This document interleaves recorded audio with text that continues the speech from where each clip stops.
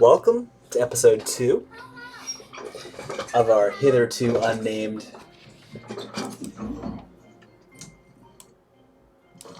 show.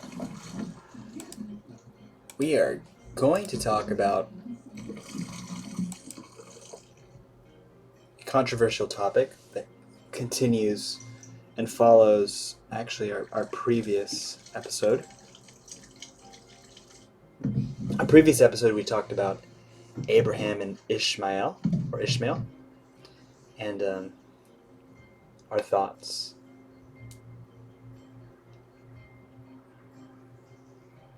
On that lineage. Today, or tonight, we want to just think and just slowly muse over our first impressions of Ali and the difference between the Sunni and the Shia groups of Islam. So first of all, if you're like me, you may have thought, well, who's Ali? Who are you talking about?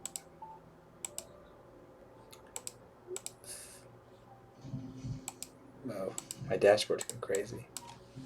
Well, let's think about this. Many people in the Western world have heard of Muhammad Ali, right? Muhammad Ali, let's get to it. So Muhammad Ali, the great boxer. Well, he chose his own name, Muhammad Ali, and the name Muhammad is named after the Prophet Muhammad of Islam, and I assume Ali is named after the Ali I'm about to talk about, and we will find out real quick, because Ali,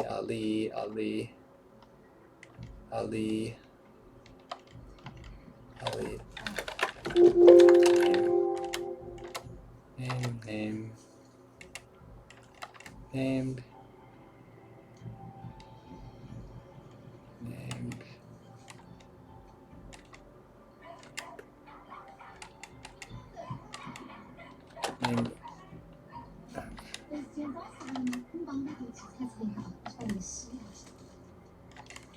Okay, hold on.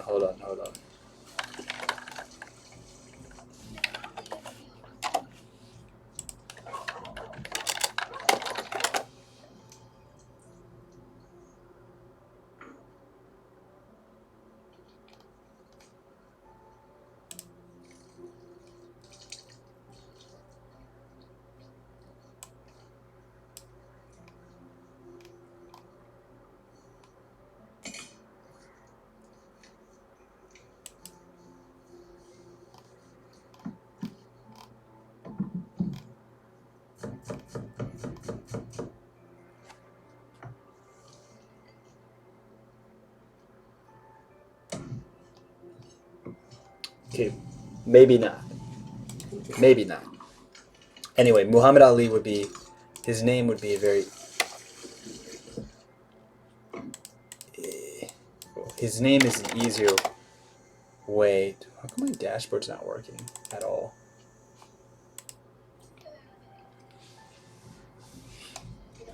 Might be an easier way to remember this, because in Islam there are two very important and famous people, Muhammad, the founder of Islam, and the second one is Ali. And Ali is the first male convert to Islam. And that's who we're about to talk about. And the reason why Ali is so important is because the Shia group, Shia means the party of Ali.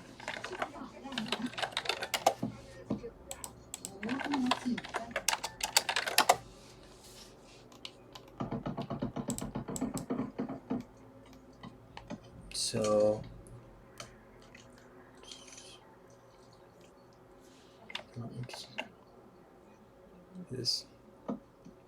see, Shia Islam I don't know how to speak Arabic. Shiatu Aliu, adherents of Ali. So, I know we didn't give the greatest introduction, but hey, we're trying and our dashboard doesn't work.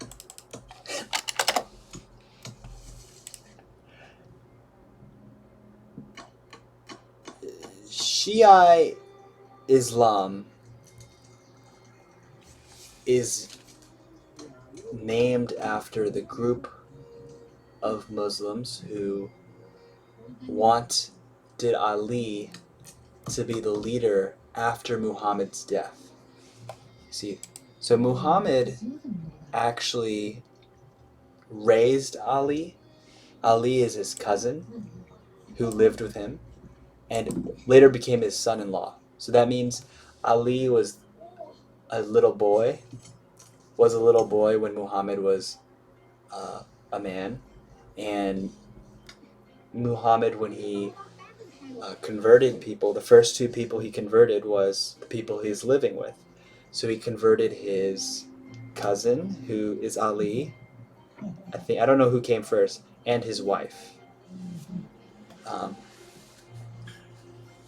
So he's the first male who accepted Islam under Muhammad's watch. So he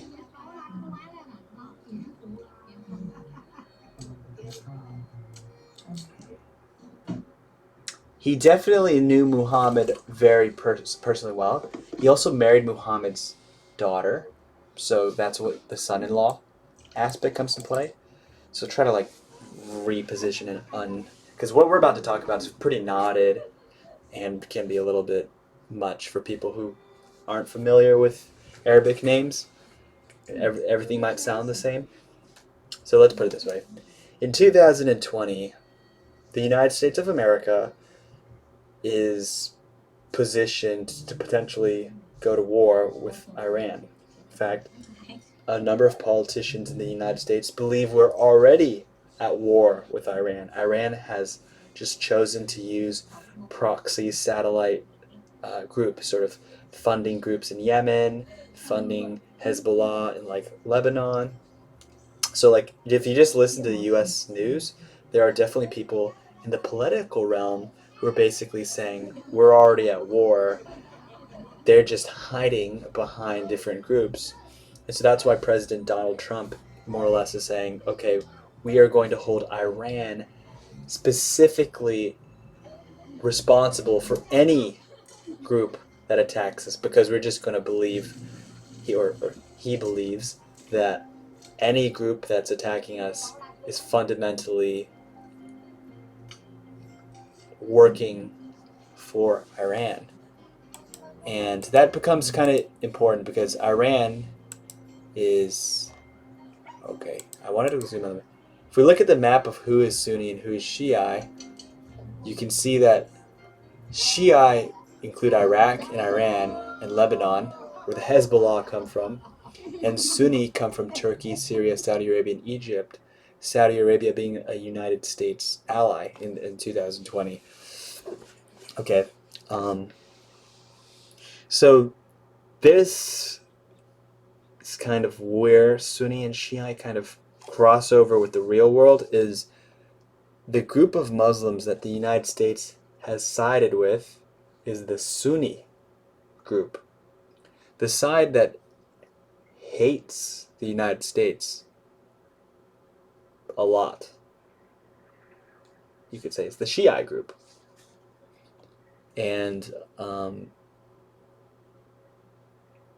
the majority of Muslims in the world are Sunni. Again, these are first impressions, and I can be saying stuff that are wrong, but this is what I've got so far. And I wish that my dashboard worked so I could actually get feedback. I'm going to try to reset that. I don't know what's going on here.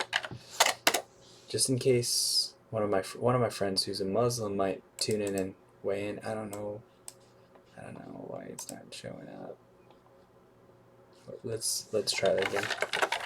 So if you're typing something, unfortunately I can't see it because it's just, you know, yeah, I don't know. It's Twitch even working? Is Twitch working? Alright, we'll do it old school. Wow.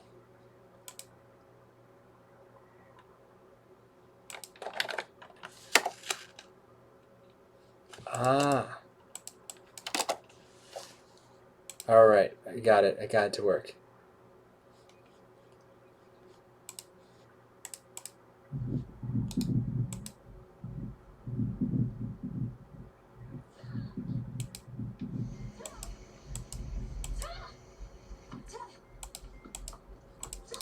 Ta, ta, ta, ta. Alright. So, most Americans have no idea what's the difference between Sunni and Shia. We just think all Muslims are exactly the same. We are not taught anything. Like, I studied history, and I have a lot of interest in history. I have read the Quran. I loved my Ages of Empires too. I loved playing as Arabic factions like Persian war elephants. I love Persian food. I love my polo. I love my lamb. So I like Persian food, and I will tell you, I had no idea who Ali was, and that's that. So that's I'm trying to like stress that fact. I like Persian food. I've uh, read the Quran. Uh, I have a lot of interest in history. I've studied history as a undergraduate major. I'm way more familiar with Abrahamic religions than normal, I would guess. And I've played Ages of Empires too, and like military games, and I like all factions, so it's not like. And I had no idea who Ali is, and I want to stress that. So if I didn't know who Ali was, the chances any American who knows who Ali is dramatically, it just like falls off a cliff. And I think that's a shame. I think we should probably do a better job of talking about these topics, because if we can't even tell the difference between Sunni and Shia, that's like kind of a problem when you're trying to deal with international relations. Like, think how bad that is. Our whole country has no idea the difference between Sunni and Shia, like 99%.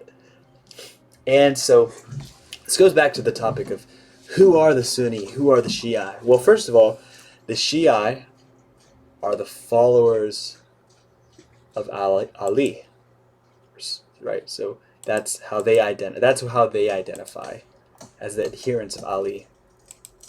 And this question then goes, who's Ali? We mentioned earlier, Ali he lived with Muhammad. He's the first male convert to Islam. He's the cousin of Muhammad, so he's a blood relation. And he is a son-in-law of Muhammad, as in he married his Muhammad's daughter, and his wife gave birth to grandchildren of Muhammad, so that Muhammad has a living lineage, more or less. Now, my sources are limited. I read this entire wiki.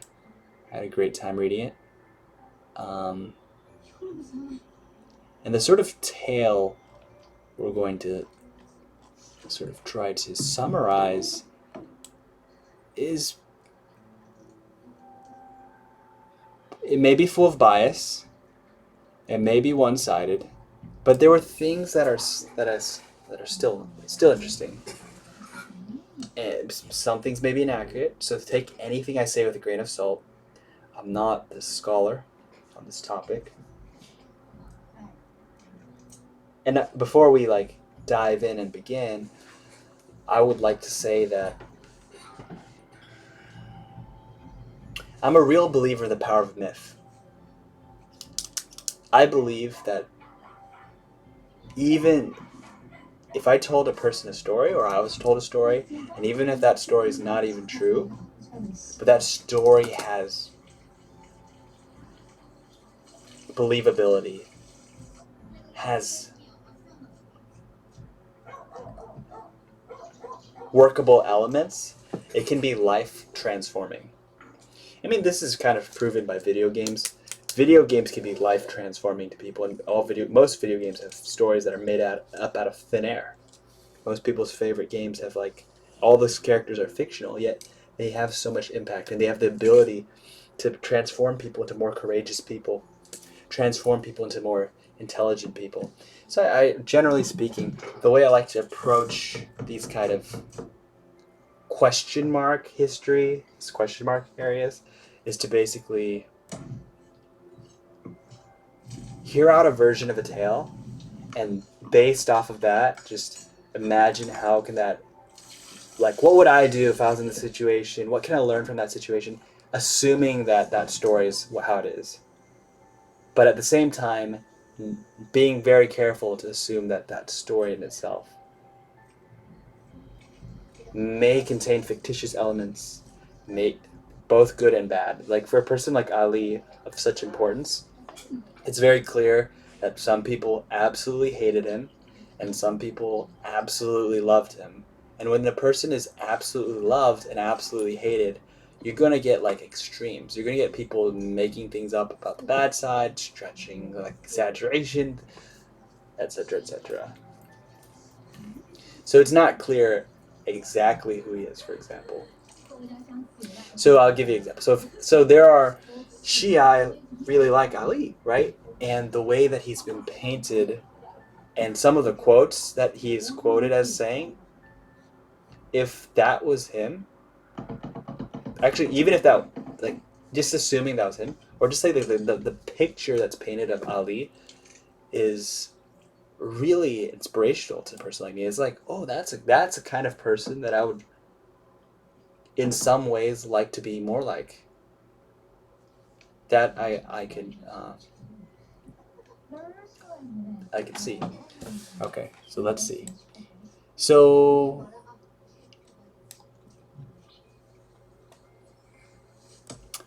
I stumbled on Ali because of the Battle of Badr.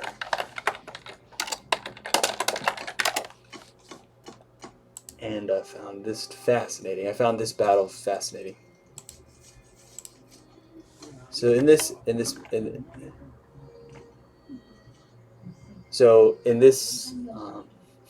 art history was my favorite subject. I'm just gonna put that out there. This is Muhammad because Muhammad has his face removed. Depictions of the Prophet are not allowed to show his face. So that would be Muhammad.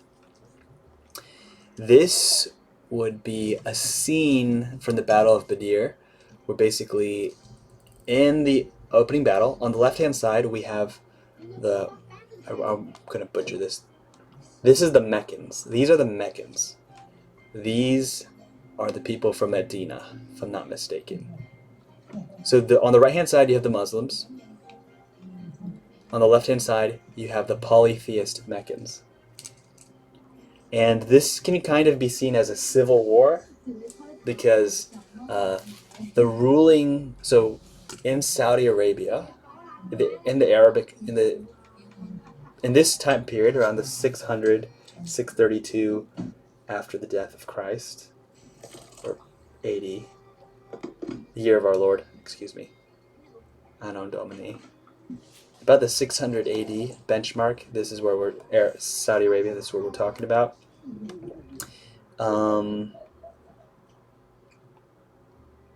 Mecca was controlled by the Quraysh. So they have tribes, and then they have clans. The Arabs have clans, and then tribes, excuse me. Tribes and then clans. So like every tribe was composed of clans. Clans are composed of families. So the Quraysh were the strongest tribe of the Arabs, and they controlled Mecca. And Muhammad belonged to that tribe, and that tribe controlled Mecca. And at the time, the Kaaba, the black box, people are pretty familiar with in the West. The Kaaba was there, and it was housing many idols. So it had like 200 idols. So the people who controlled Mecca, the Quraysh, were of Muhammad's tribe. They were the strongest tribe, and they were polytheists. So they believed in many gods. If I'm not mistaken, they actually believed Allah was a god, just not the only god. So they believed like he was in there. So in this battle, on the left-hand side, you have the Meccans who control the Kaaba, and they worshipped Allah, but they worshipped other gods along with him. So Allah was just one of many. On the right-hand side were the Quraysh, or the Quraysh plus other people at this time, because Muhammad is a Quraysh Arab, and he recruited people from other tribes and other clans. And key to his pivot, like his basic platform, was Allah is the only God and Muhammad is his messenger. Like that was like his sentence that he would literally say. And basically he was saying, I want to destroy all those idols, all those statues, all those gods inside the Kaaba. So you could imagine these people weren't that happy about that. So that's why they fought the battle at Badr.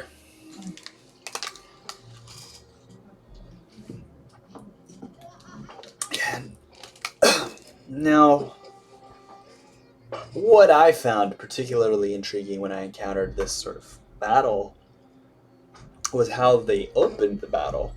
They opened the battle, the left-hand side, the Meccans. You could technically say the Meccans were favored. They were stronger.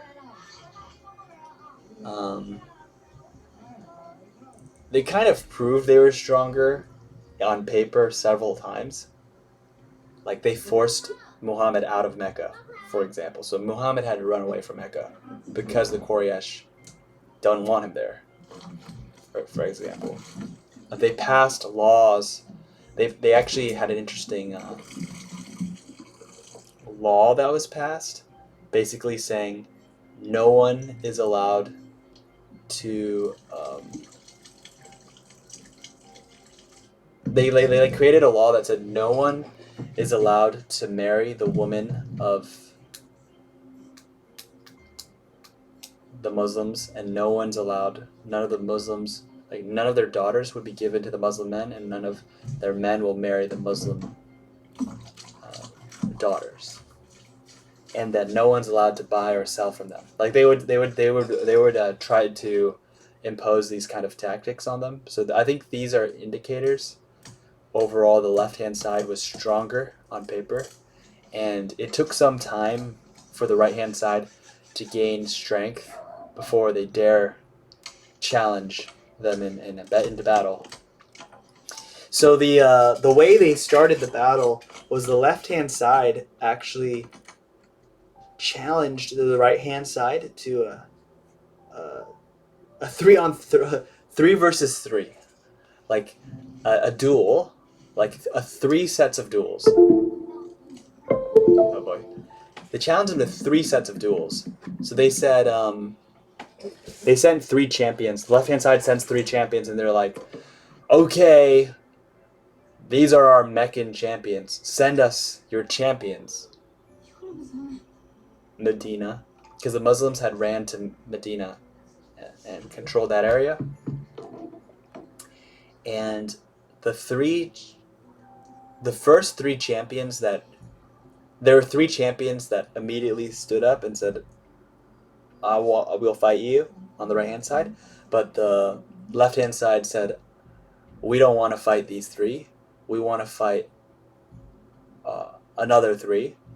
And I don't think the reason was fear, based off of what the sources were saying, is that we're talking about tribes here, and the Quraysh didn't want to fight other tribes They wanted to fight the Quraysh. So the Quraysh on the left-hand side who controlled Mecca wanted to fight the Quraysh and sort of end it right here. They wanted to... They obviously didn't believe in Muhammad, okay? And they obviously didn't like him very much. And they basically said, look, so Muhammad was quite hated and quite loved. He was quite loved by some of his family members, including Ali, right? Ali, being his cousin, would have also been Quraysh. So some of the Quraysh really loved Muhammad, and other ones really hated him. So the ones that hated him were like, let's settle this family affair, Quraysh versus Quraysh. So they they demanded that Muhammad side send 3 Quraysh versus them. And among the 3 Quraysh were Hamza and Ali. I don't know the third one. But this guy that we're talking about, Ali, is one of the people that showed up. And that's actually how I started studying a little bit more in detail.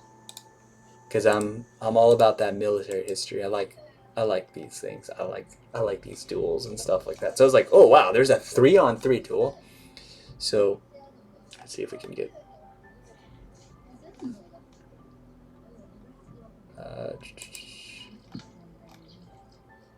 all right. So that means...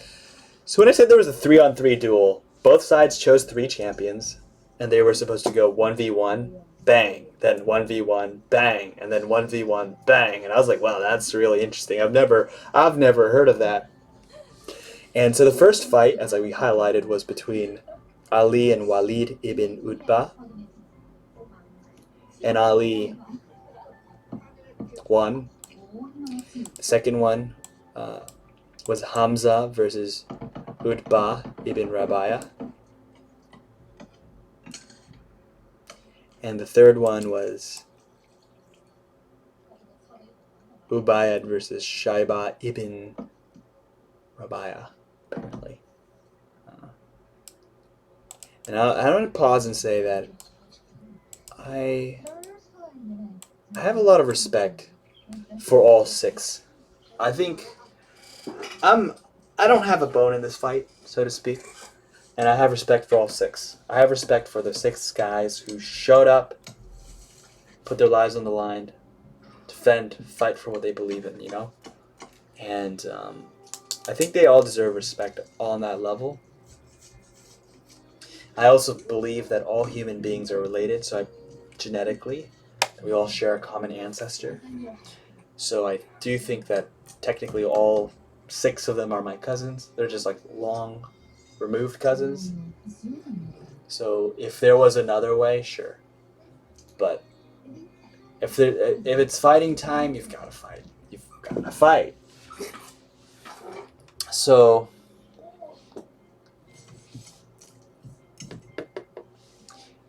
a theme that Ali has is he fought so many battles for Muhammad. So his military career had many battles. And I think that he was known... So there's an interesting... 1,000, let's say 1,000. There's a... Alright, so I like this quote a lot.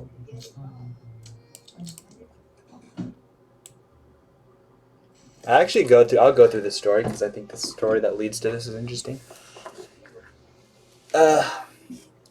Sir Richard Burton writes about Muhammad won a proselyte worth 1,000 sabers in the person of Ali, son of Abu Talib. I don't even think this is exaggerating. Based off of what I ended up reading and researching, I actually think Ali, son of Abu Talib, is worth more than 1,000 swords. And he's like, how's that even possible? Well, it is. It's easily possible if Ali makes you 1,000 recruits. Like if a person like Ali raises his sword and is able to get 1,000 recruits for you, he's worth 1,000 people, if not more. And I think Ali did that over and over again for Muhammad. So when we think about the genesis of Islam, I think we should try to remember Muhammad Ali's name, because it'll help us understand why Ali becomes so important to the Shia. Because like Muhammad is the most important for Muslims, and then Ali is pretty much the second, right there.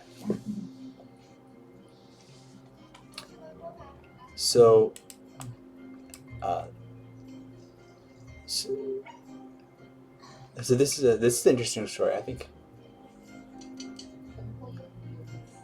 basically in this story, Muhammad asked. He gathered. This was before that battle of Badr. He gathered some Quraysh tribesmen, notable ones, and he basically said this. He said, it's talking about, okay, there's only one God, and I warn you that there's only one God, and I am his prophet. I am offering you something that's better than anything anyone else has brought you. Accept it, and you would be prosperous in this life and the next. Who will support me in this momentous duty? Who will share the burden of this work with me? Who will respond to my call? Who will be my vice, like my second command? Who will fight with me? Who will be my commander? So he said this at a banquet, and nobody responded. As in, like, his whole clan or the guys he invited were all like looking at him awkwardly, and Ali was was the only one to say, I will go with you. I will be your second command. I will fight for you. And Muhammad told him, sit down. There might be someone else who's older who wants to take up this position. And nobody. So the Banu Hashim are clan of the Quraysh. So he asked his clan, does anyone want to be my commander? And Ali again was like, choose me, pick me, pick me. And no one answered, and only Ali volunteered. And this time, Muhammad chose him as his commander. And I think this is a theme that will compound later, because these sort of episodes are interpreted very differently by the Sunni and the Shia factions. Basically, every time something like this happens, the Shia say, look, Muhammad clearly chose Ali as his successor, as his second in command. Whereas the Sunni view it less, these episodes as less important. They view them as, oh yeah, yes, Ali was a great general. Yes, Ali was the first male Muslim. Yes, Ali was willing to respond to the call and chosen as a military commander, but he was not chosen as a political or religious leader. Like, the Sunni interpretation is, this is talking about a military leadership, not civil, political, religious.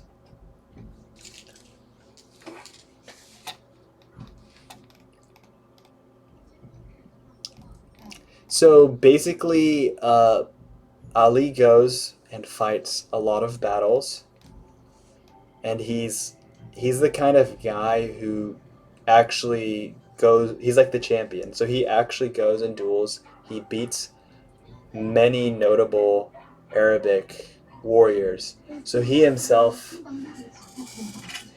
is seen as kind of invincible, as in, and in a way, he becomes sort of like a symbol for the Muslims. And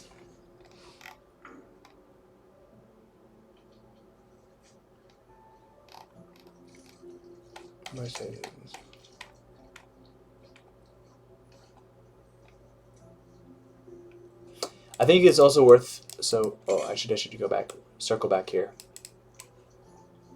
So this British, I don't know, historian, I guess. Oh wow, I should check him out sometime. He looks dashing. My kind of dude. My kind of dude. Richard Francis Burton. I like his mustache.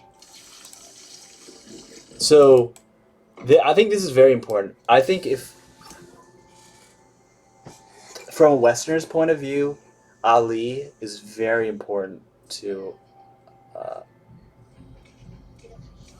the success of Islam, the rapid success of Islam, because he is a military leader, and he was also like a family member of Muhammad, and he was like a super firm believer. Like he was like 100% in. He was like all in it. Like it shows just reading about stories about him that he was like he was in.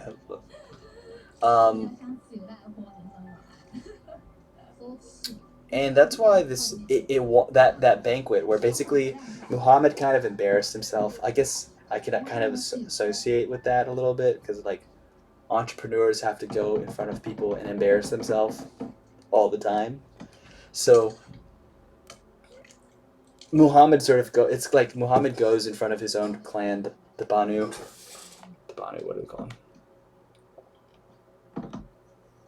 The Banu Hashim. He goes in front of his own clan. He invites 40 of them and then gets them to banquet, and then he stands up and he gives his public speech, and he's just like, all right, they're gonna think I'm crazy, but here it goes. So then he does his elevator pitch, and then people are just like, dude, this guy's crazy, this guy's insane. And then but that elevator pitch like sort of that elevator pitch might have not won over the Banu Hashim immediately, but it certainly planted seeds of doubt. When I say seeds of doubt, they already thought Muhammad's kind of crazy. I'm sure they thought he was a little crazy. But by being so brave, it's interesting. A public speaker can put doubt in people's heads. So let's say people think you're crazy, but then you go out with a really eloquent speech, or you do it really bravely. It starts to cause doubt, not on you, because they already doubted you. You're creating doubt on their doubt. You're making them doubt their own doubt. In other words, and I think that becomes a critical theme later. You see, because a lot of the people many of the people who end up converting to Islam were their enemies, or were doubters, so to speak. So they didn't believe immediately, but battle after battle after battle, that's where the more doubt gets. So that means like we go back to the Battle of Badr, right? So this group on the left hand side, doesn't believe, right? That's who they're fighting. But after people like Ali show up and just like beat them up, and then they keep fighting, they're not starting to doubt the right hand side. They're starting to doubt their own gods. They're starting to doubt their own doubt. Like their original position was, we doubt you guys because we've never heard of your religion. You guys all sound crazy. We don't want anything to participate in that. You're just ruining we're ruining what we have. We already got a good thing going. What are you doing, buddy? You're in our clan. But with each sort of victory, it makes them think, maybe we need to reconsider, and eventually sort of acceptance or capitulation, depends how you want to interpret it. Another important period that I kind of glossed over about Ali's character is there was this period I mentioned. Basically, Muslims were persecuted, Muslims were boycotted, so their entire clan was, no one could buy or sell from them. They tried to cause economic sanctions on the Banu Hashim for protecting Muhammad. And during this time, Ali showed that he was going to stick with Muhammad thick or thin. It didn't Ali clearly loved Muhammad a lot as a relative. He clearly believed in the religion that was being sort of created or rediscovered, right? So the interpretation of Islam is, from the Muslim point of view, is that it's not created. It's not a religion that's created by Allah, by Muhammad, but rather it's a rediscovery. Like Muhammad's religious belief is supposed to be a rediscovery of their ancestors, Ishmael's and Abraham's original monotheistic religion. A purification of their own religion, trying to revive a glorious past. So that's kind of how it was understood by them. And Ali showed that he was capable at this time. I'm sure, the way he comes off is he must have been a very high integrity, high excellence person. He is high integrity, high excellence. He was the kind of person who would stand behind your back, who got your back, even if shit hit the fan. And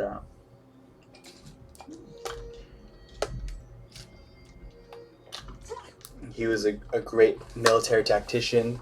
He was also a great warrior, which is also something that you don't always see. And I think that's actually what made a person like him so dangerous.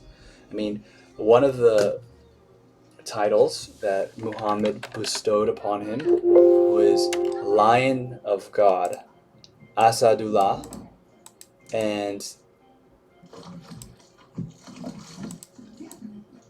Asadullah. I think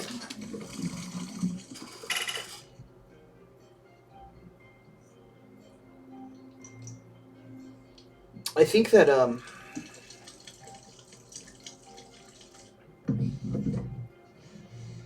so I kind of cut myself off. There are good generals, there are good tacticians, there are good strategists, there are good warriors, but a person who's a good warrior, a good general, a good tactician, all of those things combined, is very dangerous. When I say very dangerous, they're like a super warrior, super strategist, super tactician. And that's what I think Ali actually was. I actually think, and I think that actually also sort of, it's if you look at it from a psychology standpoint. So Muhammad was his uncle, right? So this is, his cousin. Sorry, it's not cousin. But he was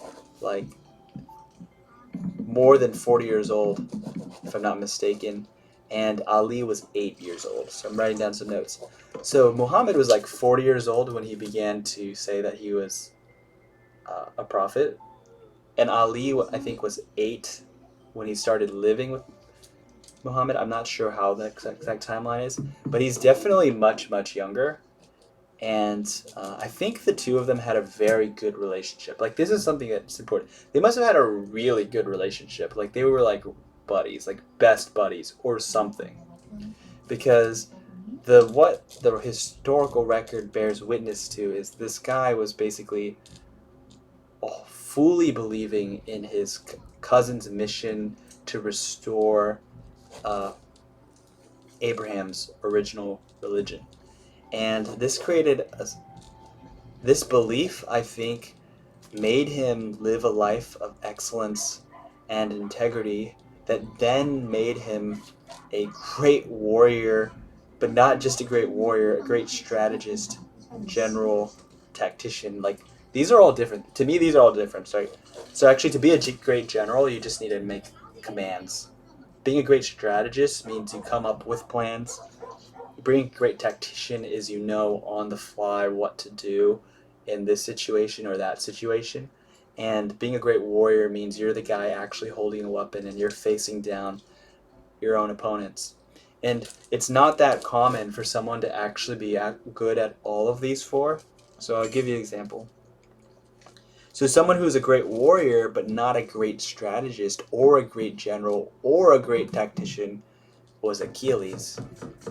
Achilles was like a great warrior. Achilles the swift-footed was known to be such a great warrior. But he wasn't a great general. He didn't act like his style of leading was kind of bad. I mean, that's why Patroclus is dead.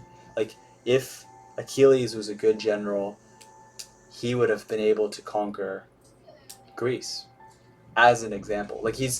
So that means there are a lot of elements to being a great general that did not even interest or appeal to Achilles, such as recruitment, like recruiting people, or maybe inspiring people, like their morale. Achilles was like demoralizing people more than he was. And he was like running at people, challenging people to duels and stuff like that. He wasn't really about that teamwork makes the dream work. Maybe he was with his Myrmidons, but outside of his Myrmidon unit, he was kind of elitist, like not exactly working with the other Greeks. I mean, of course, we're just talking from Homer's point of view. So a great strategist who's not a great warrior would be Zhuge Liang. Like, this is from Three Kingdoms. Zhuge Liang was famously like one of China's best strategists, and he just came up with all these super good strategies. But at the end of the day, he couldn't actually implement half of these strategies by himself. So he actually needed, he'd sit there and be like, "What's my strategy?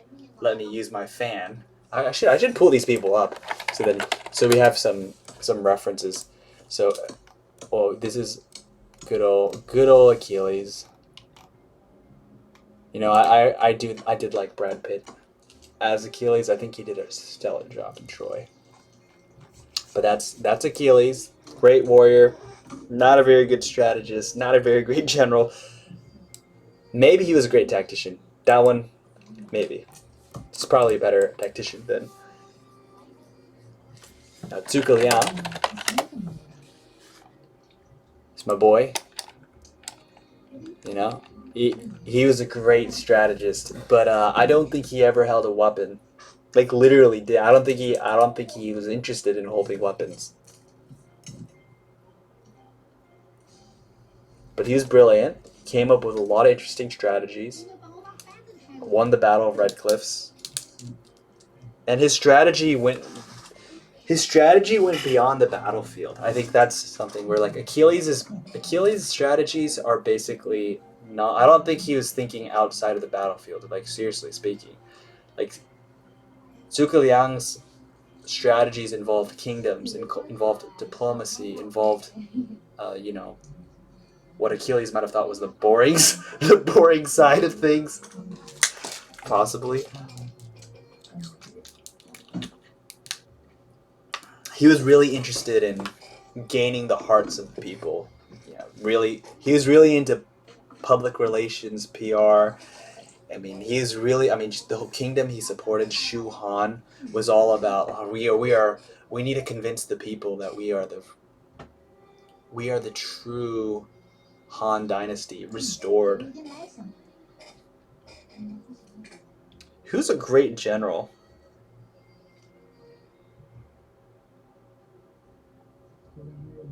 So like a great general. Who's a great general that's worth noting? All right, you just use Chinese history just because. So Guan Yu is the one who became idolized as the Chinese god of war. He's the same time period as Zhuge Liang, and he's like a great warrior and a great general. Not so much a great strategist. And you might say, how's that even possible? Well, technically, if you have a great strategist like Zhuge Liang in the background who tells you with a strategy and then you just follow orders, you're not the guy who created the strategy, so you're not that creative on that element. But you can still execute it. It's just like someone comes up with a diet plan or someone comes out with a workout regimen. If a person's willing to actually just operate and just follow instructions, you can get pretty far. And Guan Yu was one such person. Like, he was super strong by Chinese standards. So he was holding a weapon that wasn't that easy to hold, and he was holding it easily. So from a power standpoint, that's why he's so famous for this weapon. From a power standpoint, he was just more. He was like definitely stronger than your normal Chinese person. So like he would run around swinging this thing and chopping people in half. So it's like you tell him to charge, and he says charge, and he's just like running out. And a lot of people would follow him, and he led a very upright life. He treated people really well. So as a general, he was good at boosting people's morale. Like he wasn't unwilling to make the sacrifices he demanded of his own troops. So if his troops were eating crappy food, he was eating crappy food. If he told his men to charge, he was charging. And I think those are things that can make a good general without necessarily being a good strategist. So like Guan Yu, unlike Zhuge Liang, who may never have held a weapon, like I might have, like, he definitely did not use his weapon. If he ever held a weapon, he definitely didn't use it on anyone. Whoa, that's not what you expect.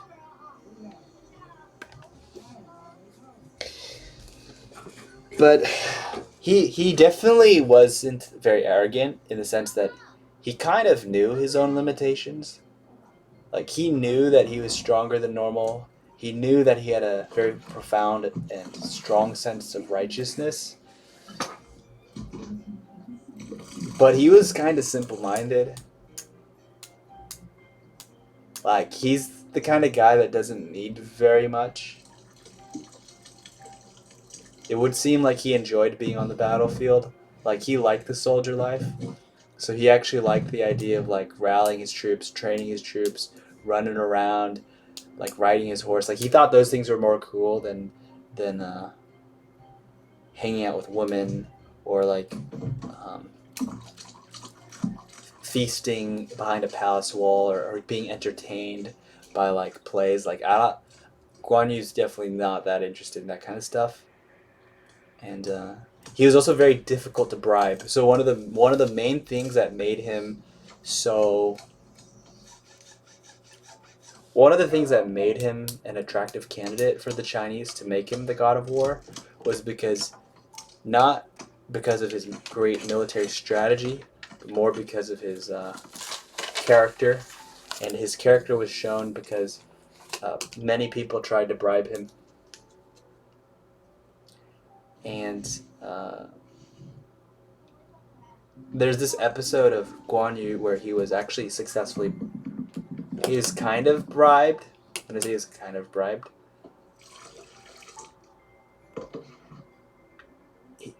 he had loyalty to his liege, but when he thought his liege was dead, he decided to work for someone, and that someone is Cao Cao, and Cao Cao was showering him with lots of gifts, lots of finery, lots of girls, all these kind of stuff.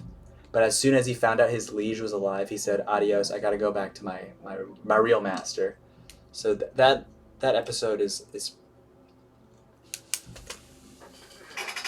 was seen as this guy is unbribable. He holds brotherly love, Philadelphia, higher than worldly goods. So he cared more about his relationship with his sworn brother than all the good things that can be offered. And I see some of these traits in Ali, but the way... Hello, hi Shrink. Hello, hi Shrink. You see Zhuge Liang, you click. We are talking about Ali, the Sunni, and the Shia. And we were talking about... so, just to quickly paraphrase, because I've been talking for 50 minutes. Most of us in the West have no idea what's the difference between Sunni and Shia. And we're about to go to war with the Shia. So, low-key important. And basically, Shia means the followers of Ali. See, Shia Islam means the adherents of Ali. Who is Ali? Well, that's who we're talking about. So Muhammad Ali, the great boxer, if you have a hard time remembering this, Muhammad is the most important person in Islam, and Ali, by the Shia Muslims, is seen as the second most important person. And just a quick rundown of his accolades from a Muslim perspective. I'm not a Muslim. I'm a non-Muslim. So he's the first male to become a Muslim. After, he's the first person to convert. He is the son-in-law of Muhammad. So he married one of the daughters of Muhammad. He's the cousin of Muhammad who grew up in Muhammad's household. And this is where the Zhuge Liang and all the generals came in, is we were kind of breaking down his character. He is a great general, a great warrior, a great strategist, and a great tactician, which I was saying is very rare. It's actually really rare. It's really rare for a person to be a great warrior, strategist, general, and tactician. And we're using people like Guan Gong. So Guan Yu is an example of someone who's a great warrior, not a very good strategist, and a great general, maybe a good tactician. Zhuge Liang, on the other hand, is an example of someone who's a great strategist, not a great warrior, not a great general. Maybe he's a great general. He did do some generalship, especially after Liu Bei was dead. So you could say that maybe he definitely being a general is not his preference. He was not. The reason why he became a general was because his main generals all died. So his 5 tiger generals all died. At least 4 of them died. So I think he kind of became a general of circumstance, but his preference was for strategy. So he's a strategist. He wasn't really holding a weapon, and he was not someone that people wouldn't be scared of him if he was holding a weapon. And that's an important distinction. The other person that we mentioned who's a great warrior, but not really... So someone who's a great warrior, but not a great strategist and not a great general, and maybe a great tactician, is Achilles. Achilles had literally no interest in so many dimensions of strategy and so many dimensions of generalship. So that's our example. And because I think we're trying to explain who Ali is and why he's so significant to the Shia. Because I think that's like a major it we haven't finished this exact story of what happens, but he is the reason, he's the 100% the reason why there's a split in the in Islam.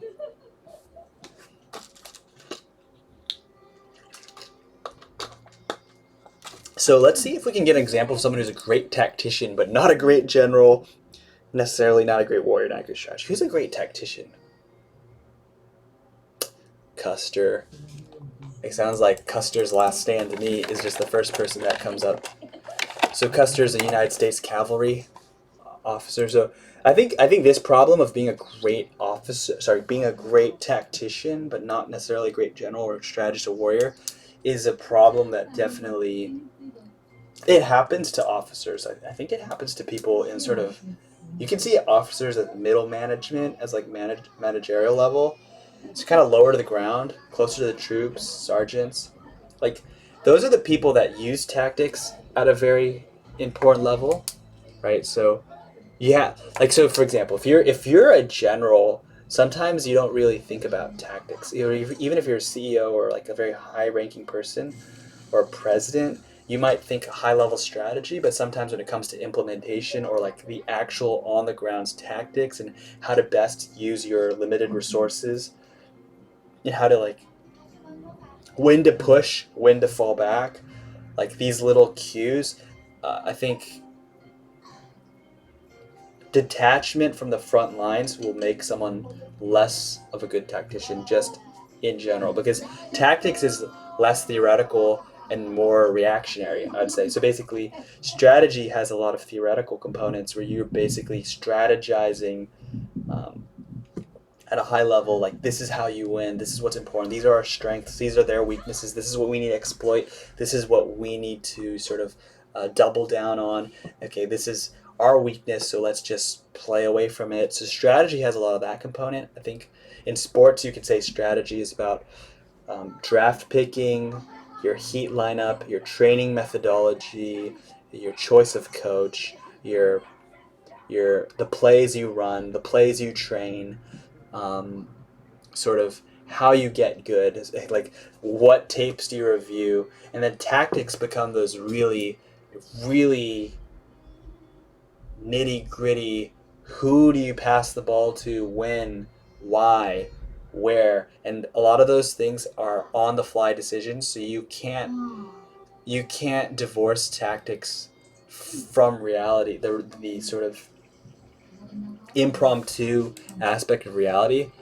And it's been a while since I've studied Custer's Last Stand, but at least he's my candidate for, because he is known to be a very good cavalry officer. And cavalry officers, if I'm not mistaken, I'm pretty sure he fought in the Mexican War. But cavalry officers have to be good tacticians because they literally have to know when to charge, when to fall back, how to deal with communications. I think communications is a pretty underestimated aspect of military operations, because it's one thing to have a drawing, like a battle plan laid out, and like, okay, you're gonna do this, you're gonna do that, and when they do this, you're gonna do that. But when you're on the ground, you need to be able to communicate, because like things do not go by your perfect timeline, and knowing how to like sort of wing it, knowing when to set the signal, or literally even being able to read the signal, because sometimes the din of battle is just too loud.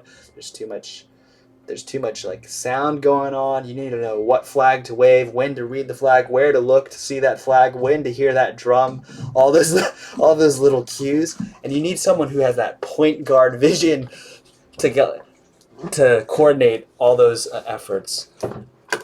And I would say that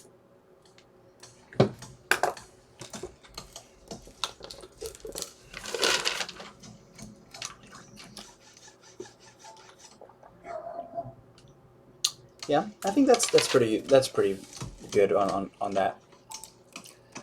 So when we contrast when we contrast these personalities with Ali, it becomes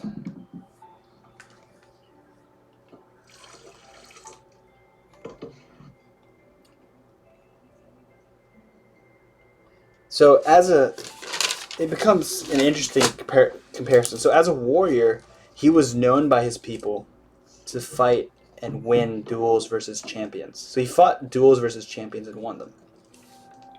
As a strategist, that might be one of his weaker points, because this might have even been what caused the division of the Sunni and the Shia.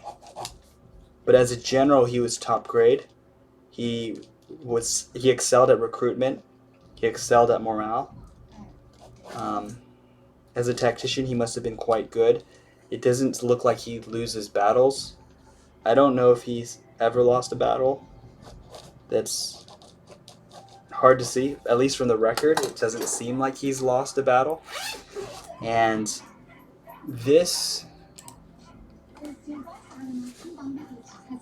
I think this fundamentally made him he was seen as faith plus integrity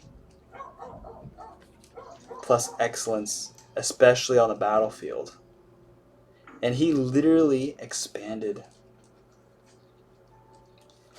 Islam dramatically, which, combined with his proximity to the number one person and his loyalty, made him very popular with Muslims.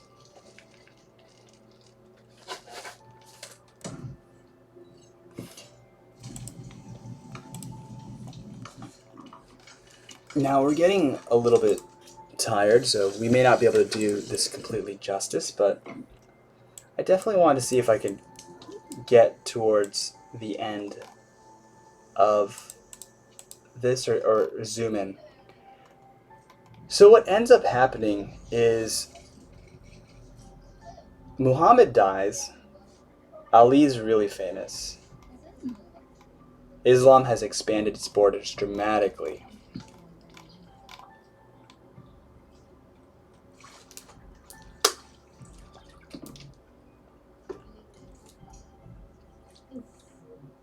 And there's this need to choose a leader to rule this now emergent Muslim empire.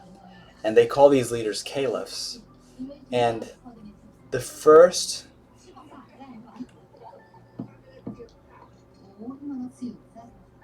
question is, who should be the first caliph? Who should be the first successor? And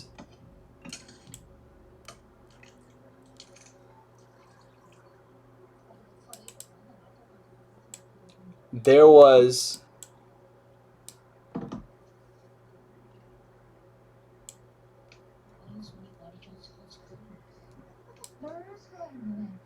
a lot of people who wanted Ali to be the first caliph. But what ended up happening is he did not get chosen as the first caliph. So, during this period of time,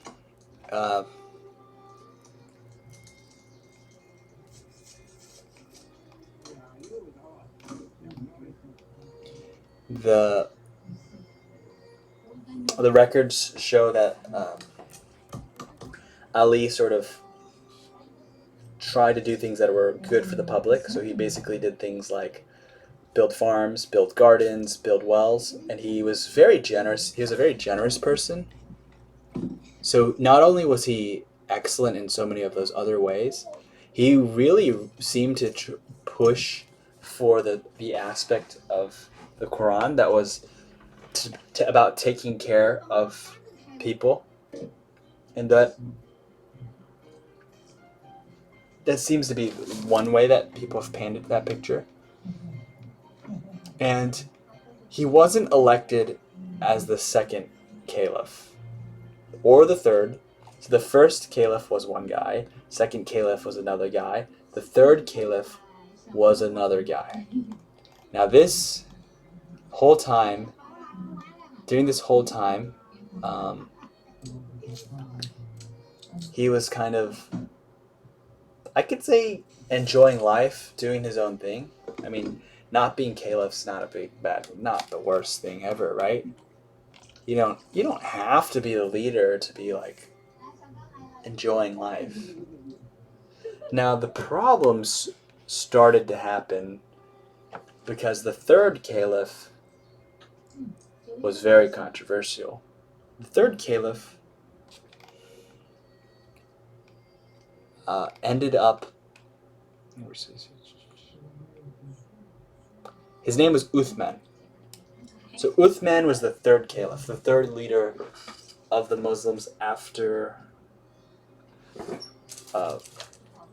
Muhammad. So Muhammad died, and 3 leaders were selected, and 3 caliphs, and Ali, by many, was believed to supposed to have been at least the first one, and if not the first one, then the second or the third one, but he wasn't chosen for the first, second, or third times. And this whole time that those different caliphs were ruling, there were groups of people who were like, I want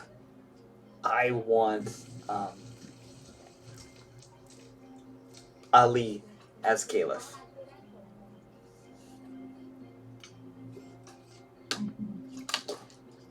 Now, the third caliph, Osman, put a lot of his own family members into positions of governorships and high power, and they were getting a reputation for being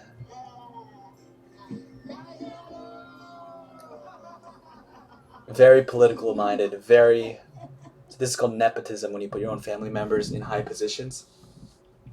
And for that reason, rebellions started happening, and eventually he was assassinated. I don't know if we would have time to go through those details another time, because they're pretty interesting in themselves. But we're giving the super abridged version. So, Uthman, the third caliph, was assassinated, and the fourth caliph to be elected was Ali. Now, this caused problems because that caliph put a lot of his own family into positions of high power, and they were already a very strong and powerful clan. They're called the Umayyads. Or they're a very strong family already. And when Ali was chosen as the fourth caliph, it was under very tense circumstances. And when he chose to be caliph, he removed from office as many of the previous caliph's family members for political corruption.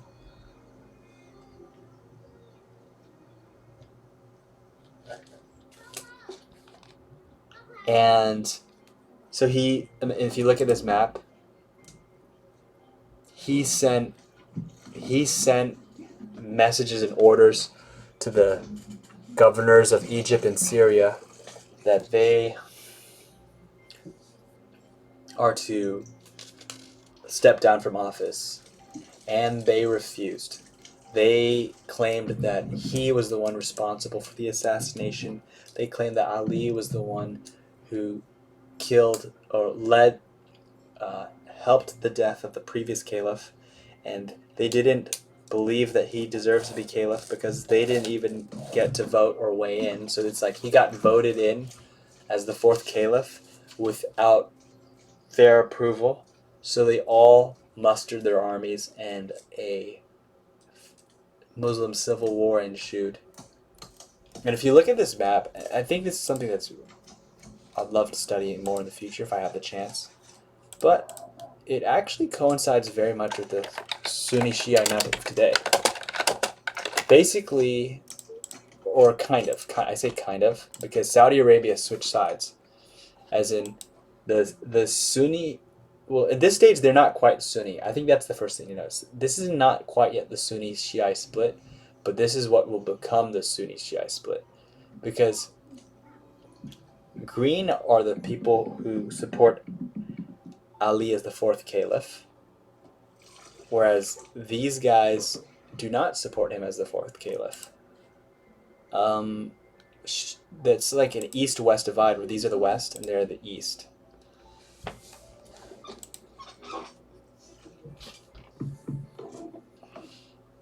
Now, Sunni, this needs to be very careful. The Sunni do not actually think Ali is a bad person or anything like that in general. They liked, so the Sunni actually develop as a sort of neutral party, as in the Sunni seem to have developed, because the word Sunnah means the life, the behavior of the Prophet. So the Sunni are the people who want to uphold the Sunnah, the behavior of the Prophet, if I'm not mistaken. And they think Ali was the rightful fourth caliph, but they don't exactly think he was super special as a person. Whereas the Shia believe that Ali was supposed to be the first caliph, that Muhammad had blessed him and had chosen him, yet the Umayyads, this dynasty specifically, thwarted that plan.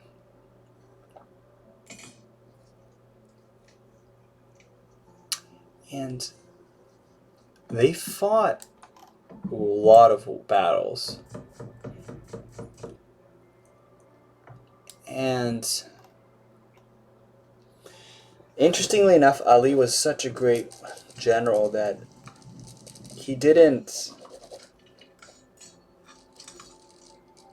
he wasn't losing his battles, but he unfortunately,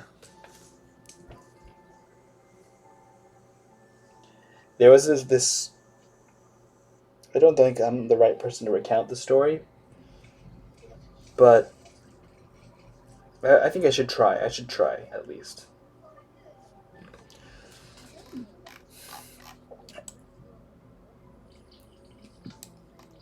I would probably have to try it again, because in the future when I have more energy, because the story of what happens after this part is like super, like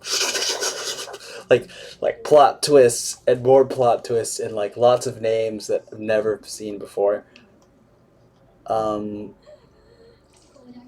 So basically, they went to war. Ali went to war with the governors who rebelled against his caliphate, and he actually won their battles. But there was a situation where, so Ali wasn't really interested in killing Muslims. So when he was fighting the civil war, he wasn't exactly fighting to kill. So he was like fighting them, and then the side that he was almost, according to I think the Shii's position, he had almost won and defeated them completely, but the red faction chose to put Quran verses on their spears, and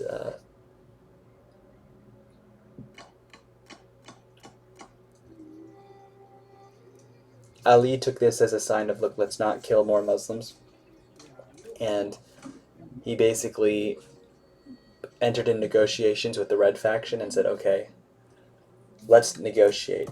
And even though he was a great warrior and they won the battles over and over again and they were stomping, he made a huge mistake in entering these negotiations, because what happened was both parties chose different negotiators, and they both swore oaths to uphold the decision of of the negotiators, and the negotiation did not end in his favor, as in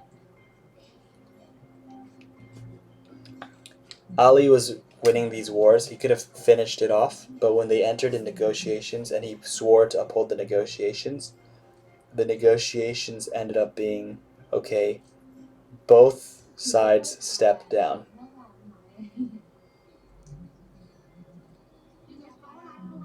And let's elect a new caliph. Like, instead, let's end the controversy, let's not kill Muslims, and let's Ali step down and the red faction step down, and they just elect a new leader and they call it a done deal. And now the problem with this is this actually put him from a dominant winning position, and I think I'd love to like break down the strategy behind this, because it's a lot deeper than I'm making it sound, partially because I'm tired, but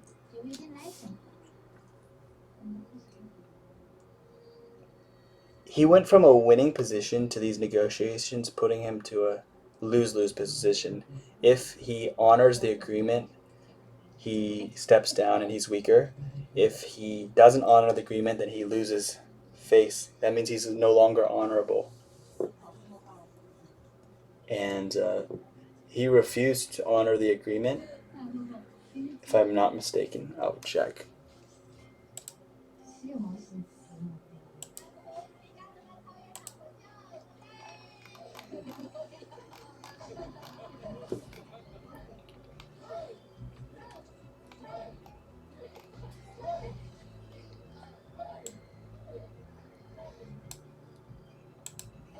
So the problem was, he disbanded his army. So they disbanded their army during the negotiations. So that means they chose to disband armies and just negotiate.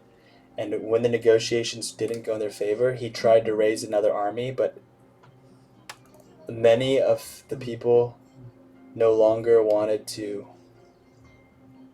fight for him, Ali. So he lost a lot of supporters.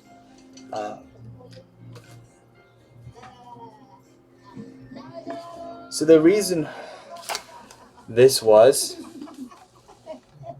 because one of the reasons this was because the Red Faction is the family members of the Third Caliphate. They're like the family members of the Third Caliphate. The Third Caliphate member was assassinated in Medina. Where's Medina?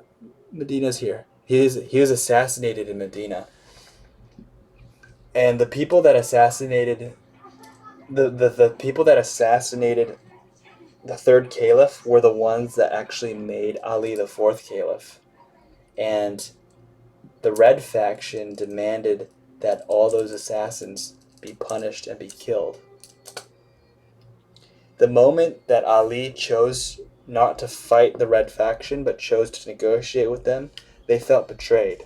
So the group of people that were fighting the strongest for Ali were true enemies of the Red Faction. They had assassinated the third caliph, and they wanted to finish off the Red Faction completely. But the moment Ali showed that he wanted to negotiate with them, they realized that, or they believed that Ali was not going. They didn't think Ali was going to protect. They believed Ali was going to hand them over for execution, for assassination. So when he called on them to fight for him again, they didn't want to fight for him again. And this actually became really important because he was unable to fight them again. And he himself was assassinated not by the Red Faction, but by the faction, by his own former allies. So that means the side that used to be with him, that felt betrayed, that left him and no longer would answer him his call to battle, that was the faction that ended up sending assassins to finish him off or to kill him. Which this painting shows the artwork of. from the Shia point of view. Basically, here you have Ali, and then you have his assassin here. It's pretty crazy to think that what happened was he was leading prayer. So I think they had a special holy day where he's the caliph, so he's supposed to lead prayer. Basically, when he was leading prayer and he was kneeling to pray, an assassin with a sword that's dipped in poison came from the back and struck him.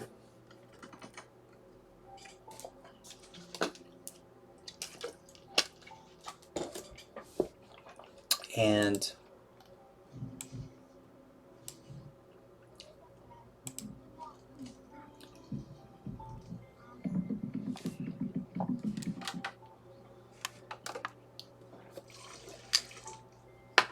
I honestly would.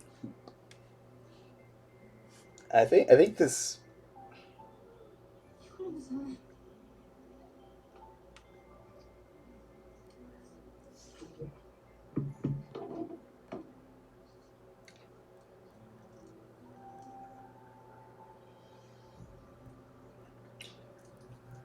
story of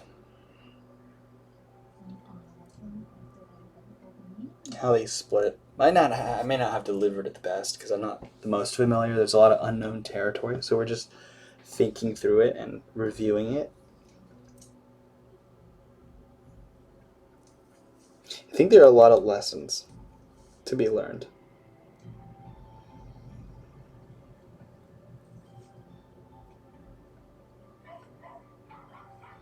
Even for someone who's not particularly military inclined, I think there are some.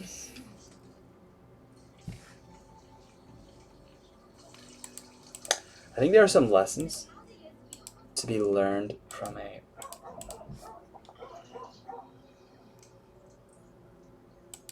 a relational point of view. The story of Ali, the Sunni and the Shia, to me, is a story about human relationships. It's a story about how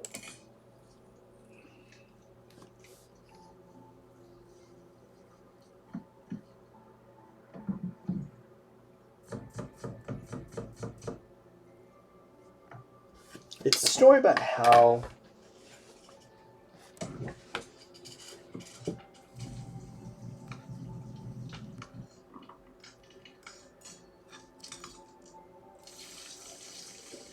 humans struggle to get along. How even the best intentions of trying to communicate, trying to be upright,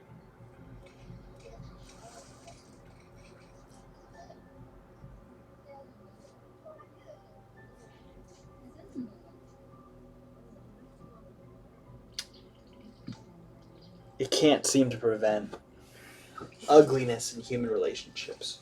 So there's this ugliness component to human relationships where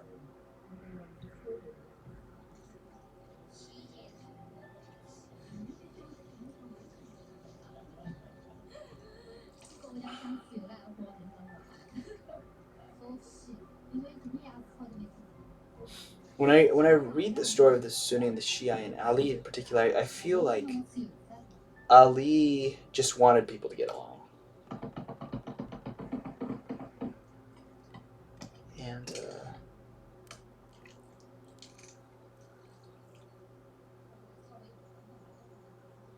the problem with that is this world has a lot of scheming people. There are a lot of people who, they're not about getting along on equal footing. They want to get along on unequal footing. They want things to be unfairly in their advantage. They want to have a head start or a boost. And I think that's the ugly reality.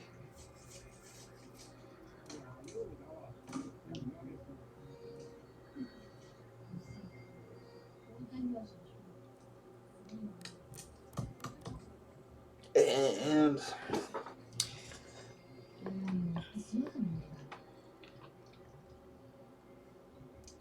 at least from my point of view as first impressions, it would seem that Ali was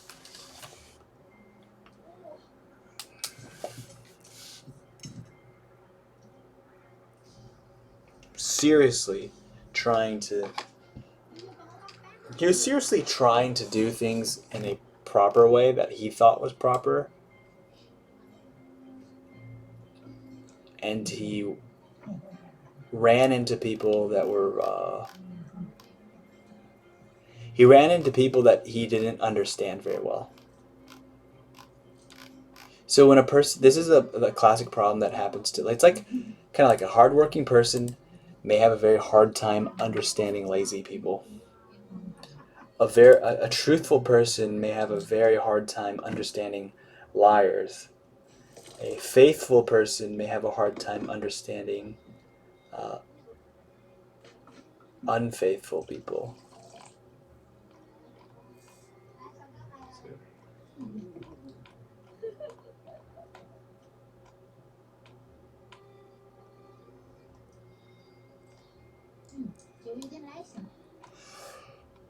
Excuse me.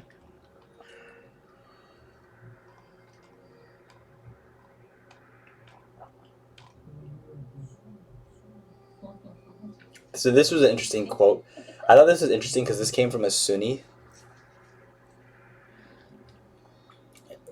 I'm pretty sure this is a Sunni author. Sunni. So this guy's a Sunni. All right. So this is a Sunni writer, and he wrote. Ibn Abil Hadid narrates the following about the Umayyad treatment of Ali and his followers. Everyone knows that when the Umayyads held the reins of the Islamic world, they spared no single effort for extinguishing the light of Ali and inventing flaws against him. Moreover, they issued the decisions of cursing him openly from the mimbars of their mosques and sentenced to death anyone who would mention any of his incalculable merits. They also prevented people from reporting any narration that might refer to any of his accolades. Finally, they even prevented people from calling their newborns by his name. It's crazy. This is another guy. Madalung writes, the Umayyad high-handedness, misrule, and repression were gradually to turn the minority of Ali's admirers into a majority. In the memory of later generations, Ali became the ideal commander of the faithful. In face of the fake Umayyad claim to legitimate sovereignty in Islam as God's vice-regent on earth, and in view of Umayyad treachery, arbitrary and divisive government, and vindictive retribution, they came to appreciate Ali's honesty, his unbending devotion to the reign of Islam, his deep personal loyalties, his equal treatment of all his supporters, and his generosity in forgiving his defeated enemies. What I've been able to pick up from him is he was the kind of guy that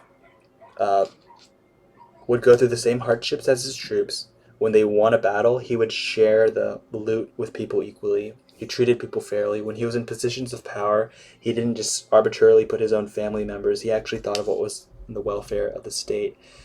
He genuinely believed in his religious beliefs, and he tried to practice them to their absolute fullest perfection. He was unafraid of the battlefield. He was unafraid of death. He was unafraid of so he showed a lot of these sort of superhuman characteristics. Like, but as a person, as I said, a person who's not treacherous may have a very hard time understanding treacherous people.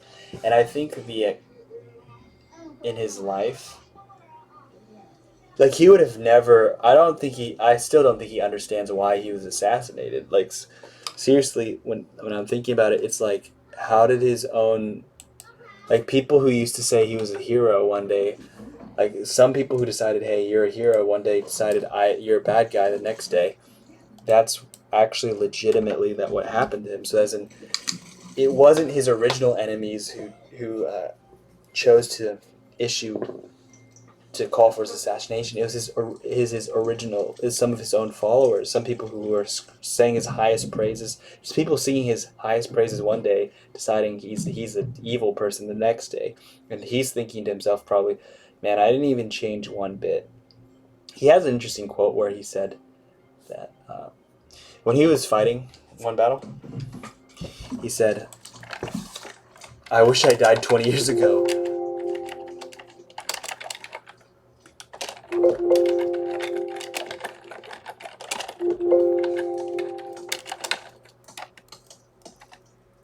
Oh, it's on another thing. It's in another.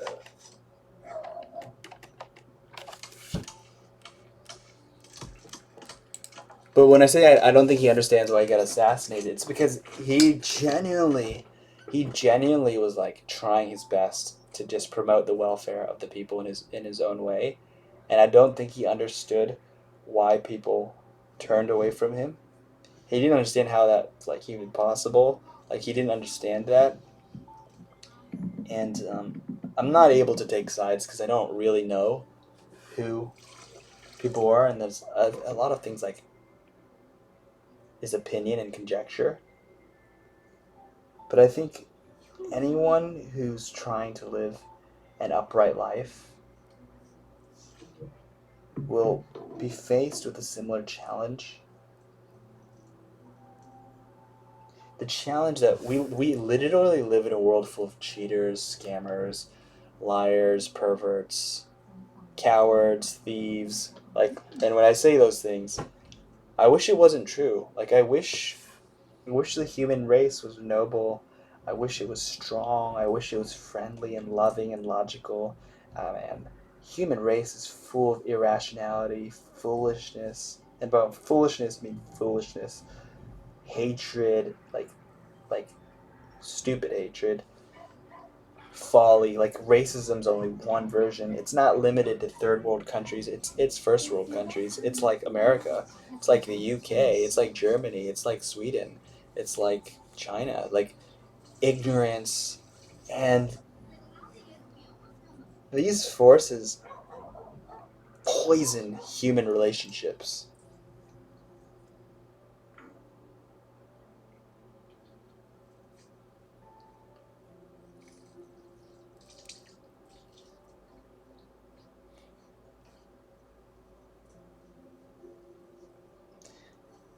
And I really don't know how good Ali was, right? Because he's kind of a legendary figure. But let's pretend he's as good as they said he was. I actually believe if Ali was as good as they said he was, I believe that I would just believe that still people would hate him. I mean, it's true for Jesus. It's true for there's a Chinese general, I forget his name at the moment.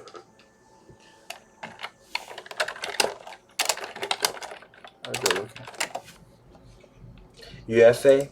There's a Chinese general named UFA who was undefeated. He won so many wars for his monarch, and he was betrayed by his own emperor.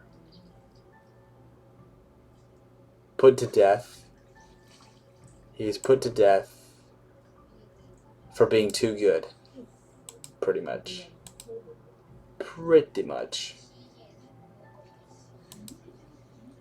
And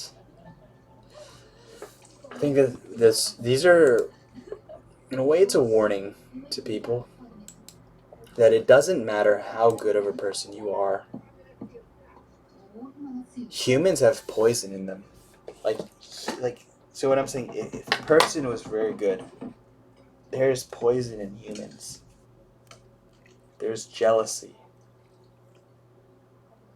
ignorance, hatred, fear, shame, irrationality, all these inner demons.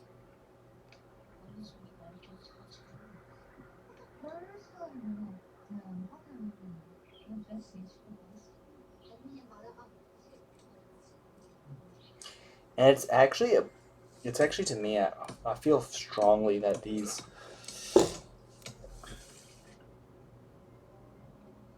humans were rational, if humans were knowledgeable, if humans were kind, if humans were loving, I 100% believe if humans were all those things I just said, wow, everyone would be so much better off. Like pretend, if humans were hardworking, diligent, faithful, strong, loyal, courageous, friendly, loving, knowledgeable, curious, all these positive traits,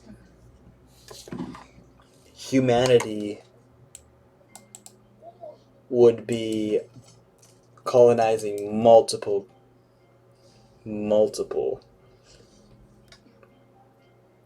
galaxies at simultaneously, for sure. And we'd be all laughing and smiling, dancing and singing and drinking and eating and partying, having a good time, inviting people over.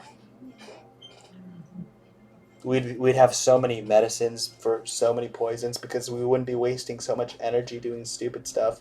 We'd actually be spending it making our lives better. But the harsh reality is, while that almost seems possible, it actually almost seems possible. Like, it almost seems like people could become better. It almost seems like humans could shape up, become more virtuous, could change their worlds. Like, oh, every human can become a little bit more virtuous, and then the world will change, right? It seems possible because certainly it seems like any individual can become a better person. Like, any person can one day decide, I want to be a better person, and they can become it. That I feel like is true. But there is an invisible force that doesn't want that to be true at all. And when we look at humans and the human experience,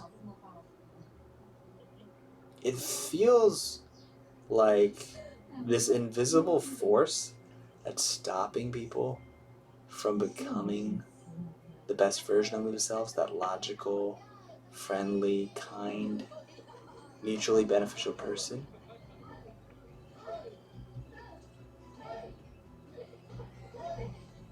It feels unbeatable. In some cases, it just feels unbeatable. And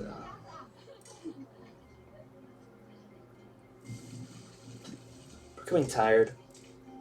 So we don't really know how to overcome that. Like, that's the thing. I think identifying the problem is one thing. Identifying that, okay, there actually is like this invisible force that is the real enemy of mankind. Like, mankind is not living to its fullest potential at all.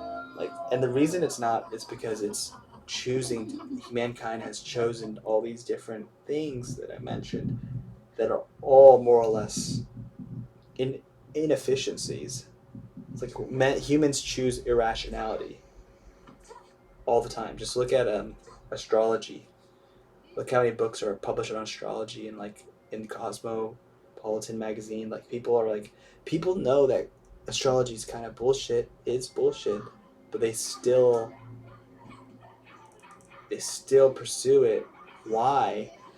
It's pretty irrational. It's just funny. It's just fun for people. But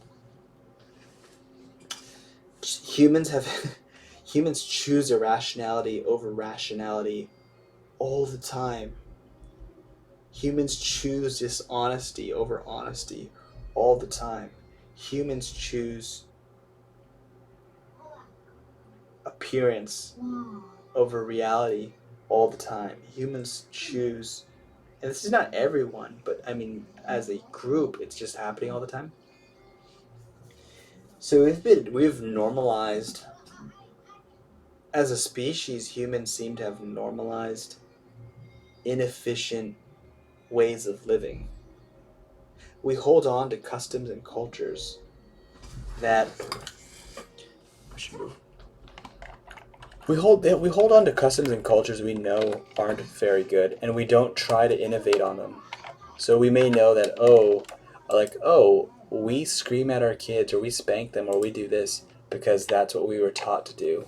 And if you think about that, that's just like, not saying spanking is bad or anything, but this idea of just saying, oh, we are going to repeat what we have been taught, or we're going to do because it's custom, has been used to justify things like cannibalism, maltreatment of different ethnic groups, gender inequality, all kinds of like inefficiencies that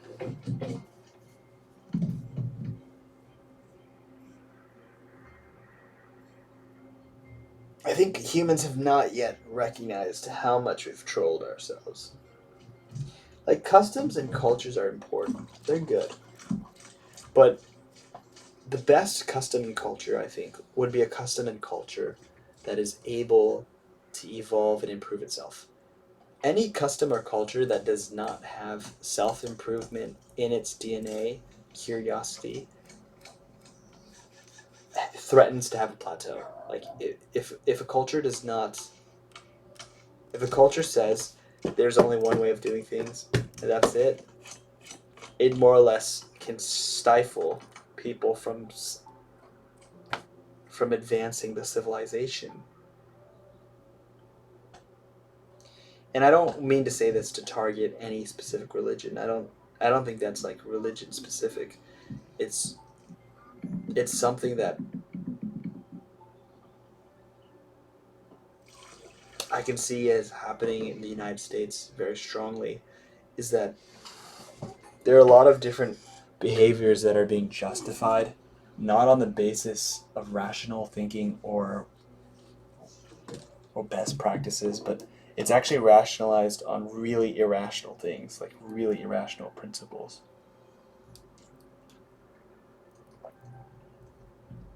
For example, hiring people in college degrees. Um, the college degree system, the university-based system. Or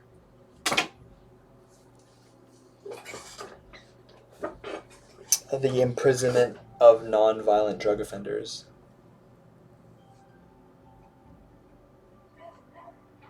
Or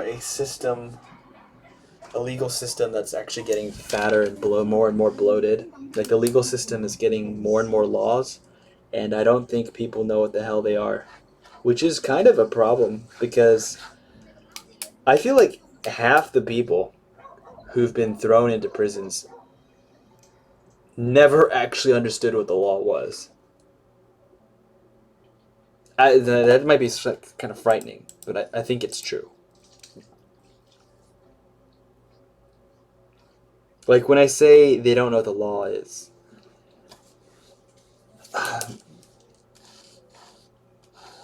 the think about a high schooler. Think about a high schooler in a random high school in a random state. Let's just say Florida.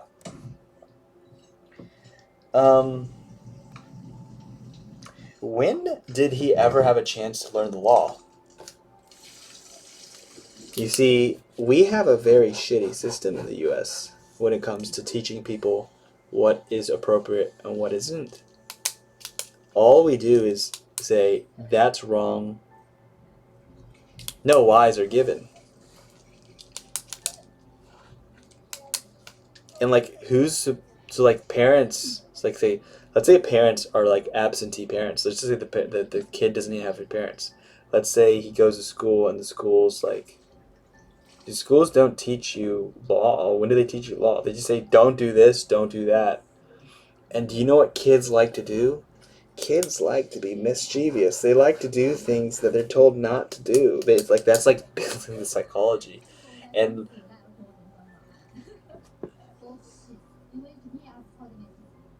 especially kids with broken homes, with a lot of pain in their life. It's kind of like, let's say there's a high school kid in Florida, and his mom is being sexually abused or being violently abused, or it's like, let's just say she's a prostitute. Let's just say she's selling her body for sex, and she's involved herself with a lot of different boyfriends or whatnot. Like, dude, there are a lot of kids who are like growing up in that environment, and do you think those kids, one, their parents, one parent's not there, two, the other parents in no real position to like teach them the correct way. Second of all, when they go to school and they're told, don't do this, this is bad, don't do this, it's bad. They're not told what's good. They're just told this is bad. Um, they become rebellious. They're angry. Like, not only do their hormonal system shoots up because they're hitting puberty, but they're angry already because they're upset at like family situation. They're upset at the unfairness, and then they're getting hit by propaganda, and then gang affiliation shows up. Like, you see how vulnerable people are to join gangs at that point? Because, like, gangs then just show up and say, let me teach you how to be a real man.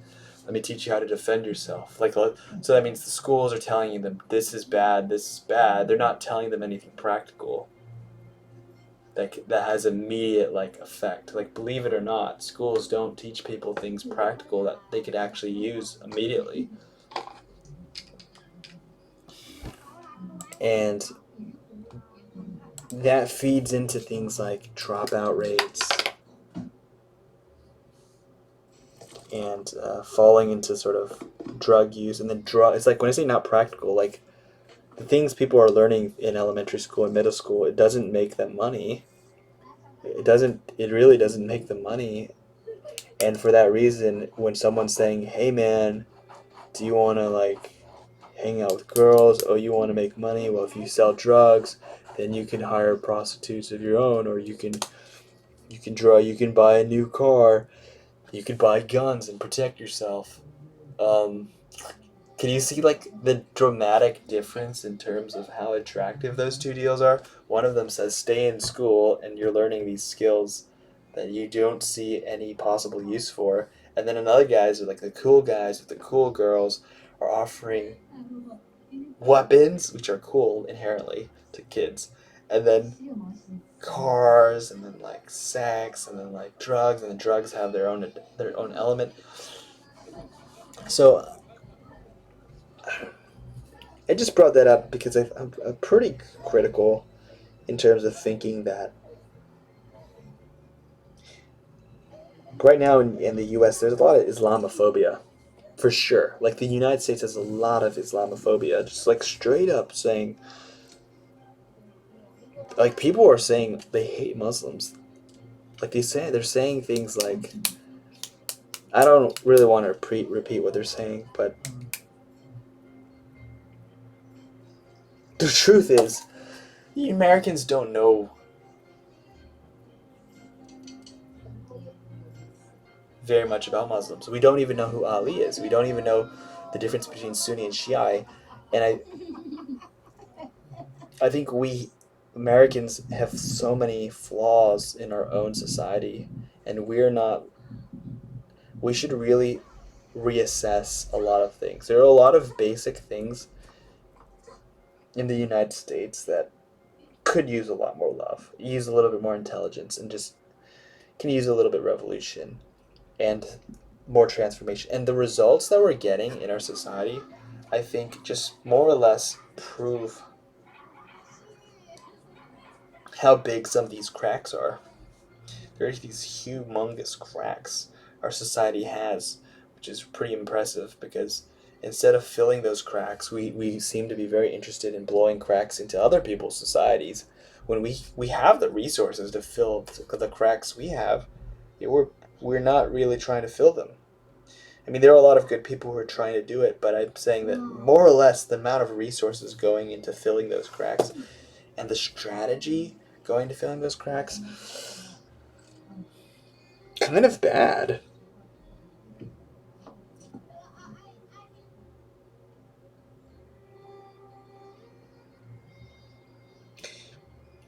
I can't exonerate, like, the United States Arabic world and the Muslim world's kind of relations have not been very good.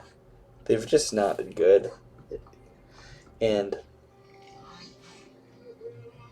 I think it's been like there's definitely been evil done on both sides. So before I end, I don't want to say that like I love America. I have love for all people, Arabic, non-Arabic, Islamic, non-Islamic. I want to see us do well. And I believe that actually there's a world where we can do well together. We can partner together to be friendly. The way things are, there needs to be forgiveness. Because, like, seriously, the United States has done bad things in the Arabic world, in the Muslim world. The Muslims have, there are Muslims who've also done bad things to Americans and non-Americans, etc., etc., etc. And I think one of the problems is we get caught into this labeling war of labeling these guys are our enemies, those guys are enemies. Oh, they're bad, they're bad. I can't help but think that the correct strategy might be to not really look at people as Americans or non-Americans, or Arabs or non-Arabs, but to just look at people as people and to think, okay, how can we make this world more awesome for all people? How can we use our gifts and talents, and how can we elevate the human experience? Not spend so much time punishing people that we imagine did something wrong to us. Because generally speaking, when we do that, we're hitting the wrong people. Like, we're definitely hitting the wrong people. So when the United States fires missiles into they're definitely hitting innocent people. Like, innocent kids have been bombed to smithereens, for sure. At the same time, suicide bombers, IEDs, improvised explosive devices, those things have smashed good men and women to bits and pieces. And the thing is, there's this. I see in the Sunni Shia divide and the story of Ali this cyclical Ouroboros, this idea of humans trying to get out at other humans and sort of wasting energy trying to screw each other over.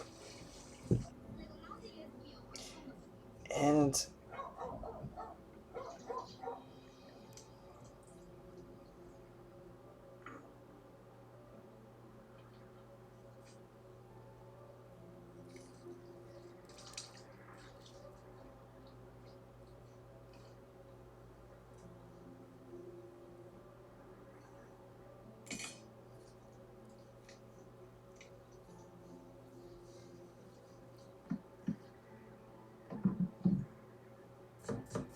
I think if we take the time to assess what other groups believe, and then it might help us understand the situation better.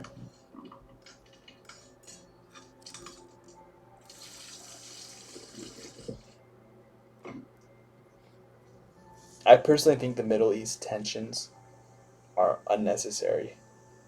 I personally think that the China-US tensions, I think they're unnecessary as well.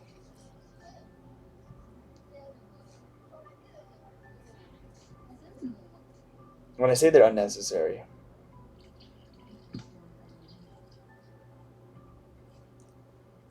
I think there's a world in which we can find solutions that are win-win, that are give everyone a better outcome. Now that sounds a little kumbaya, a little bit hakuna matata, so I don't mean to sound that way. And the thing is, unfortunately, as long as as long as there are factions, the thing is,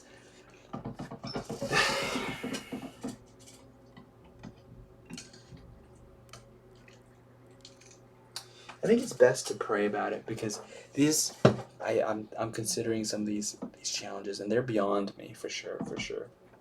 So we enjoyed talking about the story, researching about it, thinking about it, pondering it, meditating on it, and seeing if there are any lessons. And I hope to learn more. I hope to learn more about our world, not just Earth, but outside of Earth. But I think I have a desire to learn more about Earth and us Earthlings.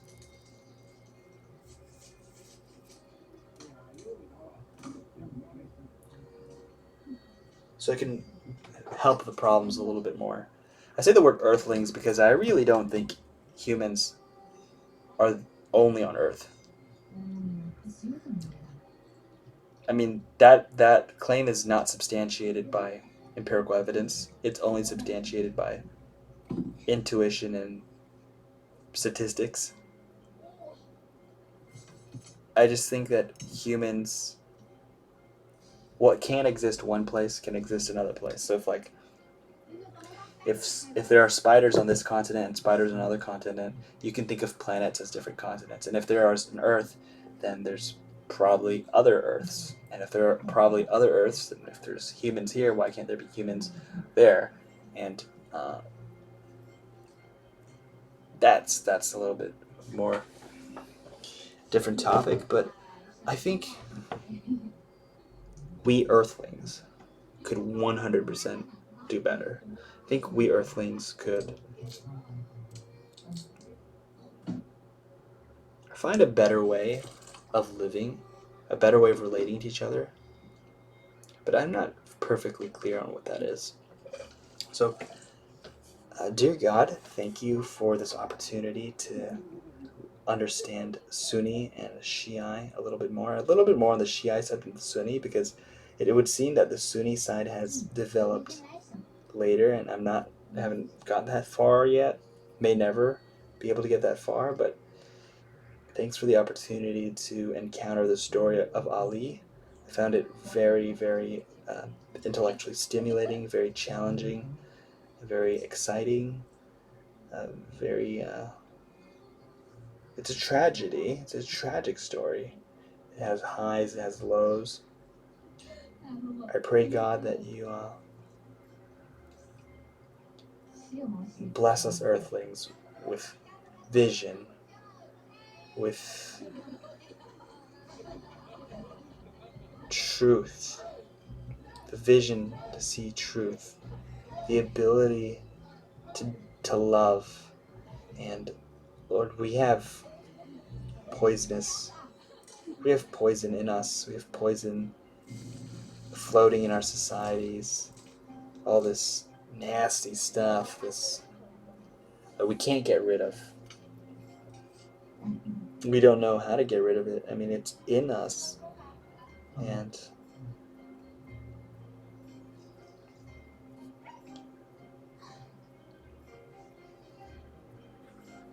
I pray that you remove the poison. I would love to be part of a human society without any poison. That would be really exciting.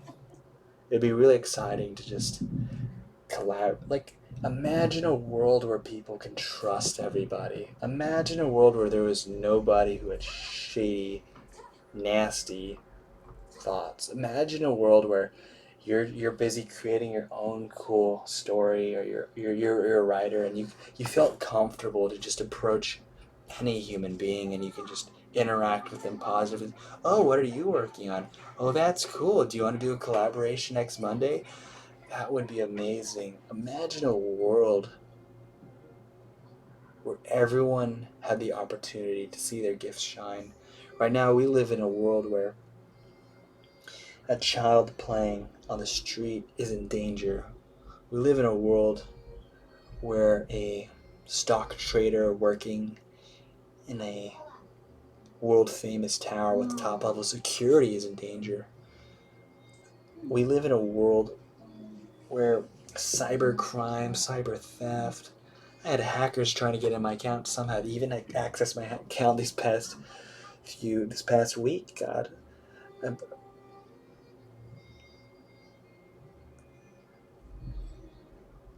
we have so many criminals among us. Some of them are criminals by the law, and some of them are not criminals by human laws, but they're criminals by your law.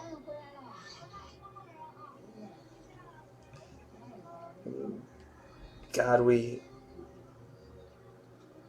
humans love evil. So many of us love to do evil things to other human beings. We rejoice in taking advantage of other people. We consider, oh, we just got a good deal out of someone at their own expense. That makes me a really good businessman. That makes me such a great salesperson. We honor people who can shit talk and roast other people and put people down and say, wow, that person's clever. That person's so eloquent. That person's spitting fire. Great rappers are considered great because they can tear down people faster than they can be torn down. God, we live in a society that people generally let me know, oh, are you Chinese? If you're Chinese, they can't watch you. People let me know, oh, you're Chinese? Blah, blah, blah, blah. I don't want to repeat what they say. And we live in a world where Christians call other Christians cultists if they believe in one thing different. We live in a world where the human race is just trolling itself with just so dedicated.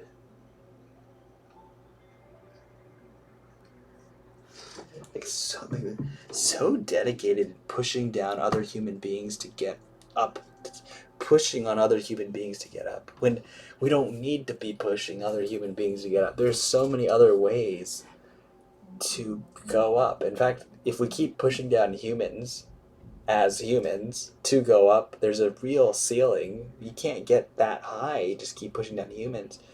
It'd be so much better to get everyone involved, everyone excited, everyone on the same game plan, and use people's abilities to their full ability. We can get so much higher than if we just feel like climbing on top of each other like a broken ladder. These are the way. This is how I feel, God, and I know that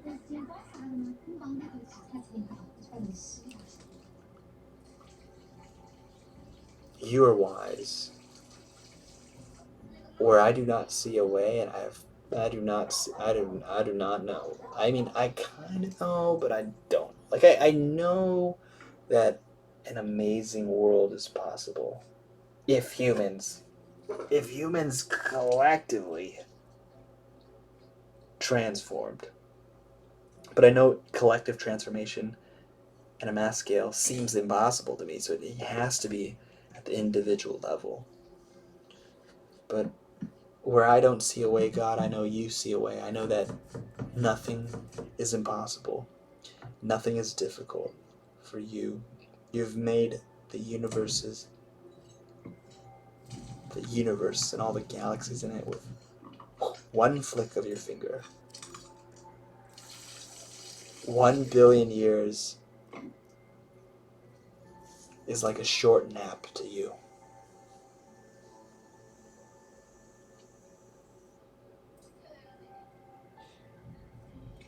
The power that designed gravitational forces, that invented quantum physics before we discovered it,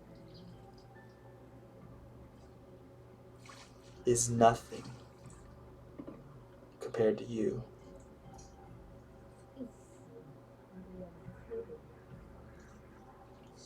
if you were willing, you could fix all of mankind's problem.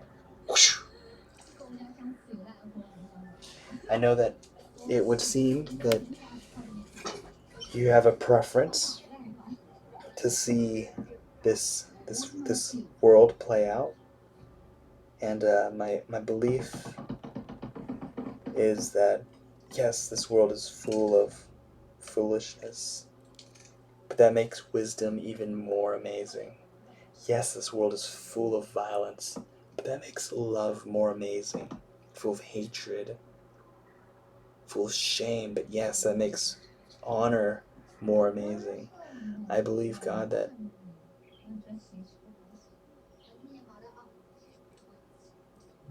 you're allowing this human experiment to keep going because there are still amazing things happening despite all the bullshit.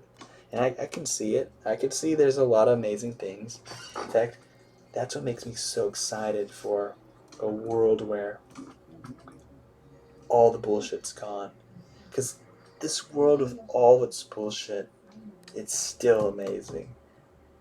How more amazing is it going to be when all the bullshit's just whoosh, thrown away?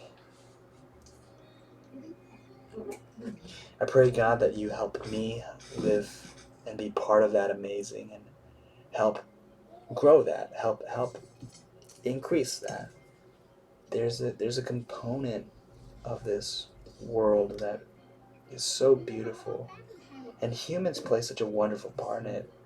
Humans have the ability to really make the universe more exciting, more wonderful, more attractive, more splendid, more magnificent, more glorious, more funny, more hysterical, more entertaining. I pray, God, that you increase that element and you decrease the bullshit, the darkness, the invisible enemy that causes humans to worship ignorance, worship irrationality, worship fear, worship hatred.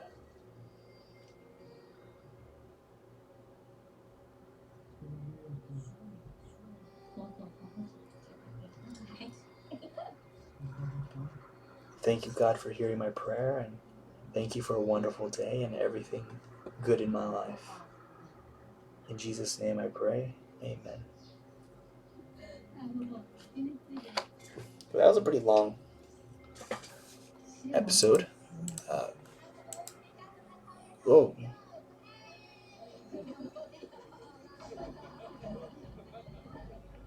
Wow. Why did I get hosted? Hey. Why did I get hosted? Why did I get hosted by anybody? Why would anyone host me? Why would anyone host me? Anyway, thank you for the host. I didn't see it. I was busy. If you have any questions, let me know. I'm pretty tired, but pretty good challenge sessions. Hey Juan Julio Lee, your name is very hard to pronounce. Juan. The first part is like, oh, praying. I was praying.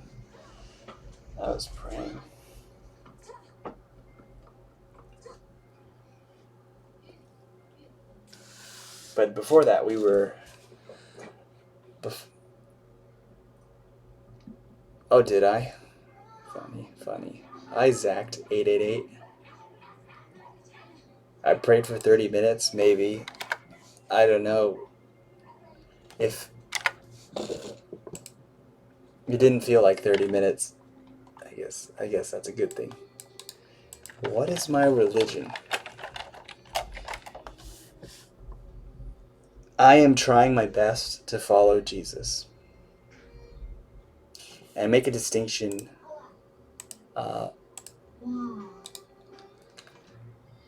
between that and Christianity, because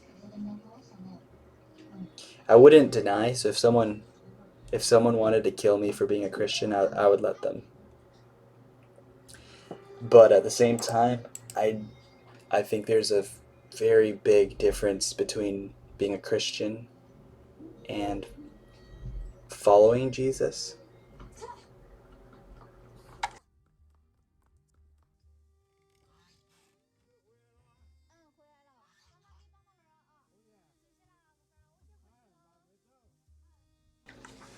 I would say there's a pretty big difference. And I don't mean to say that in like a judgmental way, to say like Christians are bad people. It's just that if you care, there are, I think it's possible to be a Christian and not follow Jesus, basically.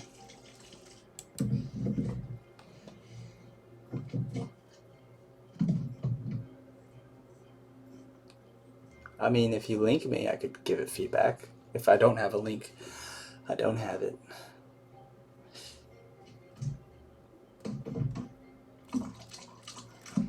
That's not a simple question. What is your religion? Is not a simple question. Not a simple question at all.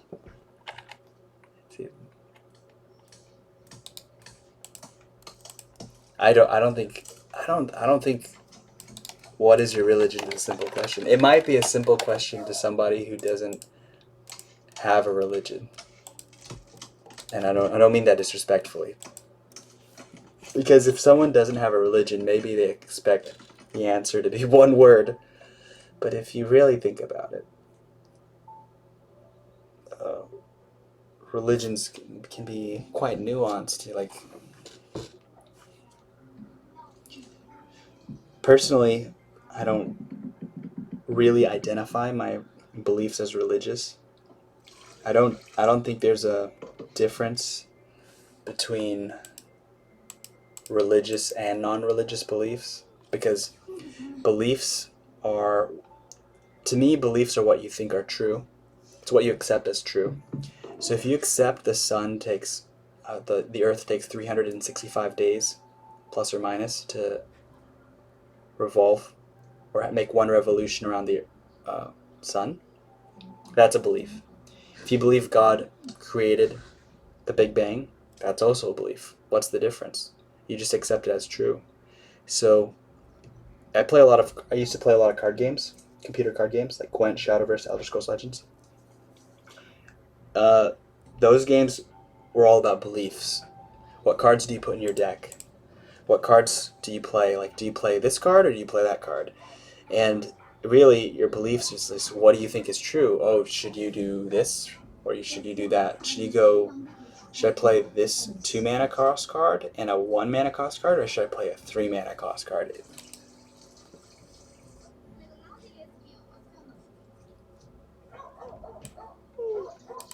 Well, if you believe, no, it's what you think is true. So if you believe that, then you think it's true.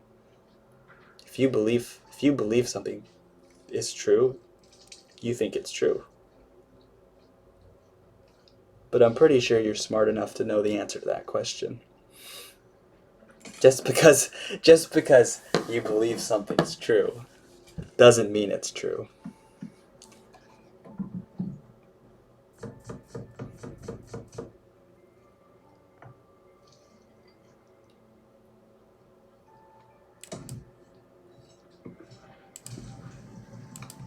Can't believe.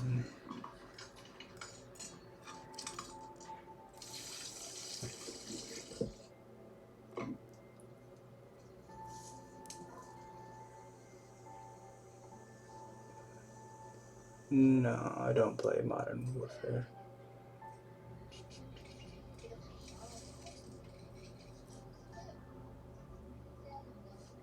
Well, I mean,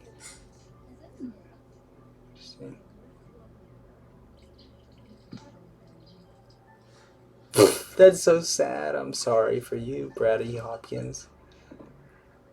It's so sad. This is not.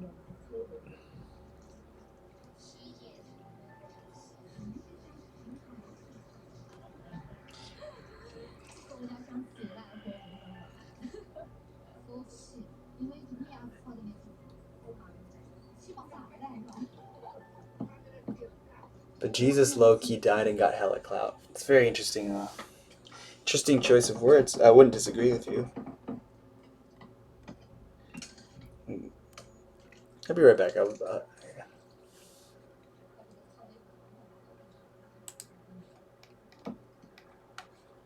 What the? I just got baited. Into this. I'm pretty sure I got baited. Anyway, good night and take care. Be safe. No idea why you hosted me.